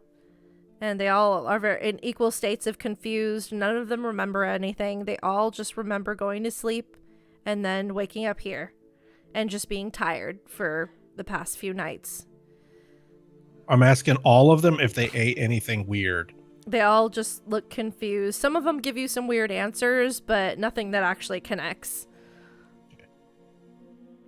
Yeah, that was just a throw out question to get their brain churning a little bit on something. Denna, by the way, and her goons have been leaning against the wall watching and listening to all of this. All right, so we got the last one here.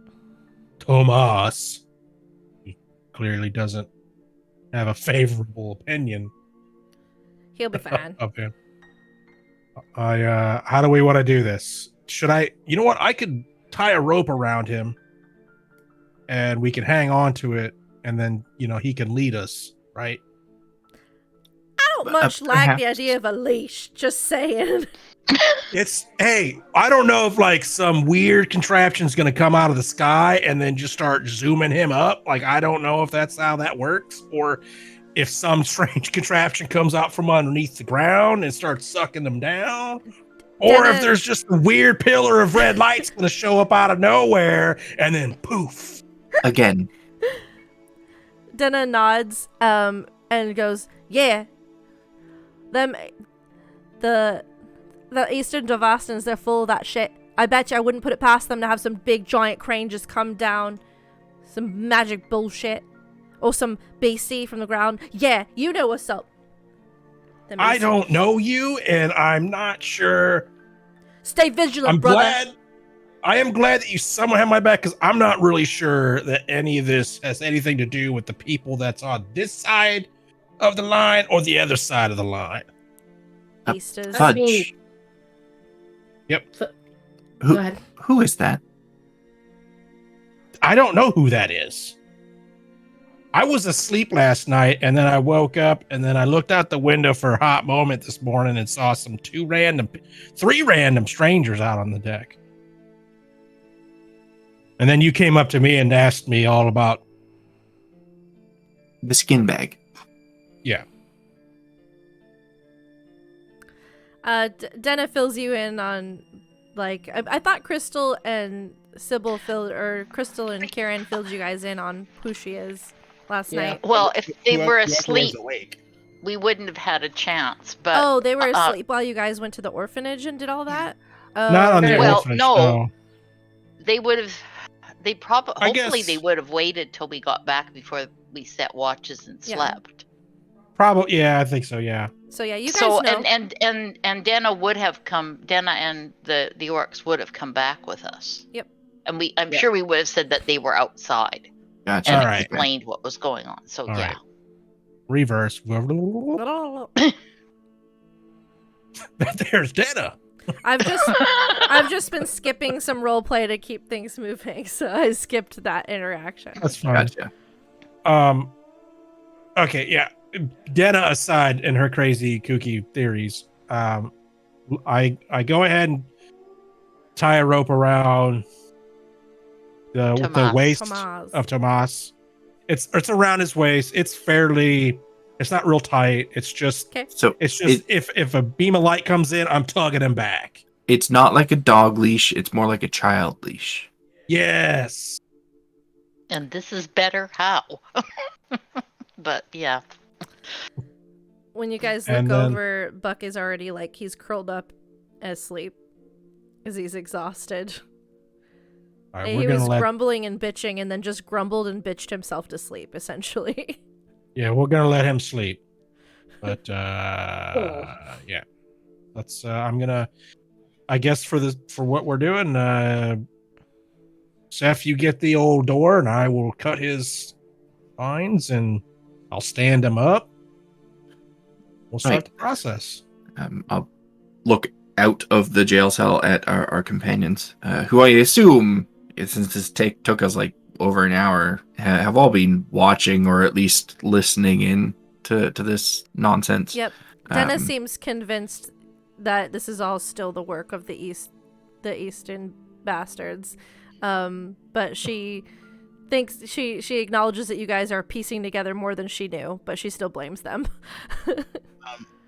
If I remember the layout of the town, the way they were walking, they would have to pass the hospital to continue going where they were going when we first found them, right?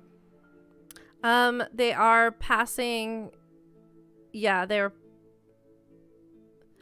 the path that are you talking about the path that the people were going? Yeah. They were going outside of town in as straight route as possible, so they actually would have been passing between the hospital and the bar. They would have been kind of making a straight line through towards the back, to where the cemetery is and beyond. All right. Well, while they're having their weird discussion, Kieran's gonna go check on the kids. Okay. You check on the kids and everyone seems pretty exhausted. In general, there's been a few more people that have made their way over to the hospital, kind of asking about, talking about missing people and looking for people and hoping that maybe someone got hurt and was brought here. The kids are fine, unchanged, but not worse. It just So seems no like one's- they're gonna so take time to heal. So none of the kids look like they're in the threat of dying. No, you Okay. gather the difference is like the adults had a piece of their soul removed and stored.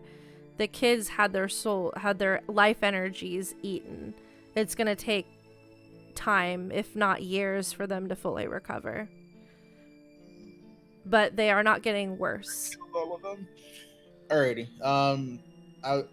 I huddle the kids together and I tell them, that the bad witch with the horns isn't gonna come and bother them anymore. The ones that are awake, get at first they're a little mistrustful, but you continue to reassure them and spend a few moments with them, and they eventually start to calm and become hopeful. And she's going to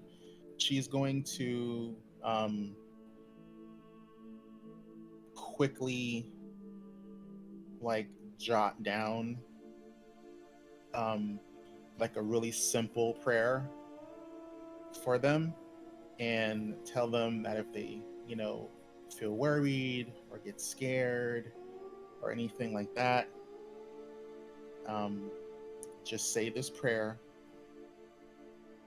and if you mean it and you're sincere,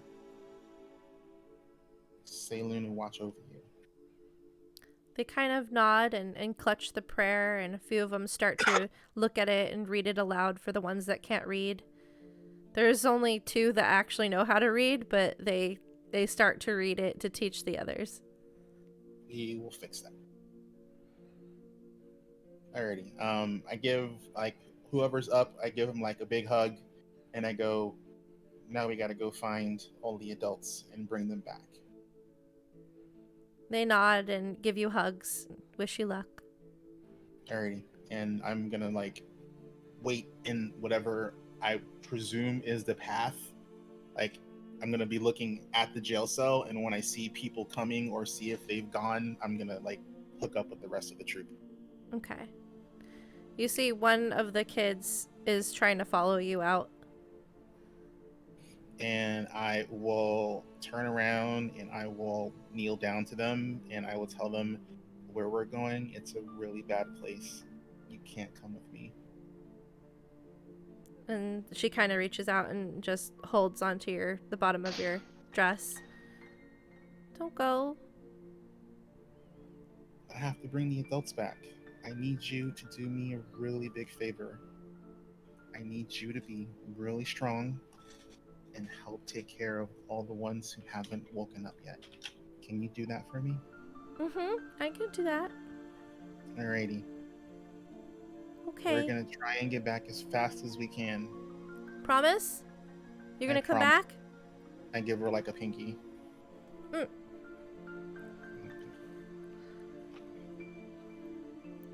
And she'll scamper off to do as you asked. Alrighty. Like Kieran's heart is like melting right now. She's just like, she's just so angry inside, and she's just covering it up as best she can because she's just like motherfucks, like you just don't fuck with children. I told you guys it's gonna be a bit dark. Sorry. It's okay. We sliced one of them in half for it. Yep. So you guys are following the Thomas on a leash. I almost said Thomas on a stick. That would be a whole different thing. We can make that happen. Follow. That's only if he misbehaves. Go ahead. Yeah, just real quick. Leave the jail cell door open, and I'll tuck the keys just kind of like under the sleeping arm of Buck, so we don't make off with his jail keys. That's fair. Several of the people that you helped out are also passed out. Like, you could tell that these people have several levels of exhaustion essentially up on them. So they're barely able to stay awake. So you do that and head on out. And you follow where Thomas leads you, back behind the town, through the graveyard, to this dirt road that kind of leads down this hill and then curves around. And as you get closer, you see plumes of this dark, thick smoke rising from this. And you see the fumes, but you don't immediately see where it's coming from until you turn the corner. And you see nestled in this sort of like hillside, covered, still separate from the town, is the factory that's been spoken of before. But you've heard that it was abandoned. It was inoperable. But there's clearly signs that some activity is going on. As you get closer, just this pungent scent of this metallic scent of blood starts to come to you. You know something bad is happening inside. And you see tracks of multiple feet coming towards the factory. Some coming back. A lot of activity. Probably mostly from the past couple of days. Or nights. And that is where we will end this session of Chimera Collective Darkness in Darvasta. I do need to ask Gilly Tam, just in case you are unable to join us for another game, would your character share any, like, what information do you feel like she would share with the companions about what Vala told you? Right now, she doesn't see a way to share it without giving away where she got the information from. Okay. And that she does not want to share. She doesn't care about sharing the information. understandable. If she can find a way to share it without revealing where it came from, she would. Okay. She'd share any of it, but she doesn't want to reveal that she's carrying around a piece of... she's assuming it's a piece, not the whole, all of Vala, so... Understood. So if I end up having to NPC her, I will play it in that way accordingly. You're trying to hide that aspect, but if an opportunity comes up to where you can potentially hide the information, that you might try to give little hints on things that you know. The other side of how it's being played is she thinks that she can keep Vala under control where she's at. She's willing to let her stay. Got it. Because we all know that goes well. Understood. I mean, it hasn't been so bad so far. It hasn't been so bad so far, and if I keep her there, I can keep an eye on what she's trying to do. Exactly. You and I, we gonna have the warlock talk at some point. But that's it for tonight. So we definitely have at least one more episode of Chimera Collective. The finale of this Darkness in Darvasta chapter is upon us. But obviously we're not going to finish on that note. We've got one more thing to do. This is not the only show that we have on Behold Roleplay. So we do have on other Mondays, we have our Mass Effect game DM'd by Zoro for Me 3, and using a sort of D&D 5th edition mock-up from Mass Effect. It's a pretty awesome space adventure. So check that out next Monday. And Space adventure. Yeah, space adventure. When we're not busy romancing everything in sight. There's a lot of BioWare-esque, we play that up. Particularly my character. I'm sorry. She's so bad at it. I love it. We also have on Tuesdays our Destiny Forged. We planning on, is that going on tomorrow? Is that all good? Yeah, I touched base with Rojan earlier today, and he said he's good to go for tomorrow. So unless anything else comes up between now and then, we should have our regular episode tomorrow. Wonderful. And are you guys doing Into the Wildlands on the 27th? I think so. Nobody has said no, so I'm going to assume yes. Okay, so then we have our Into the Wildlands game, which is set for the last Tuesday of every month until they get to, so they can continue that story as well. So we can look forward to that. And we have our alternating Saturday games. We have Wayward Wanderers, DM'd by Azarin, which is our Pathfinder Extinction Curse game. And then we have Withered Waste, a lot of W's in Saturday's games, which is our post-apocalyptic game run by Rojan. And I think I covered everything, so that's what we have going on. So please check us out. We do have a YouTube channel as well that we are slowly kind of uploading things to, so you can always check out previous episodes. There's been previous adventures of Chimera Collective. If you really liked this adventure, you can check out our previous adventures in different locations as well as this one. And we'd love for you guys to hang out with us again, so come see us again soon, and hope you all have a great rest of your week. Bye, everybody. Bye. Bye.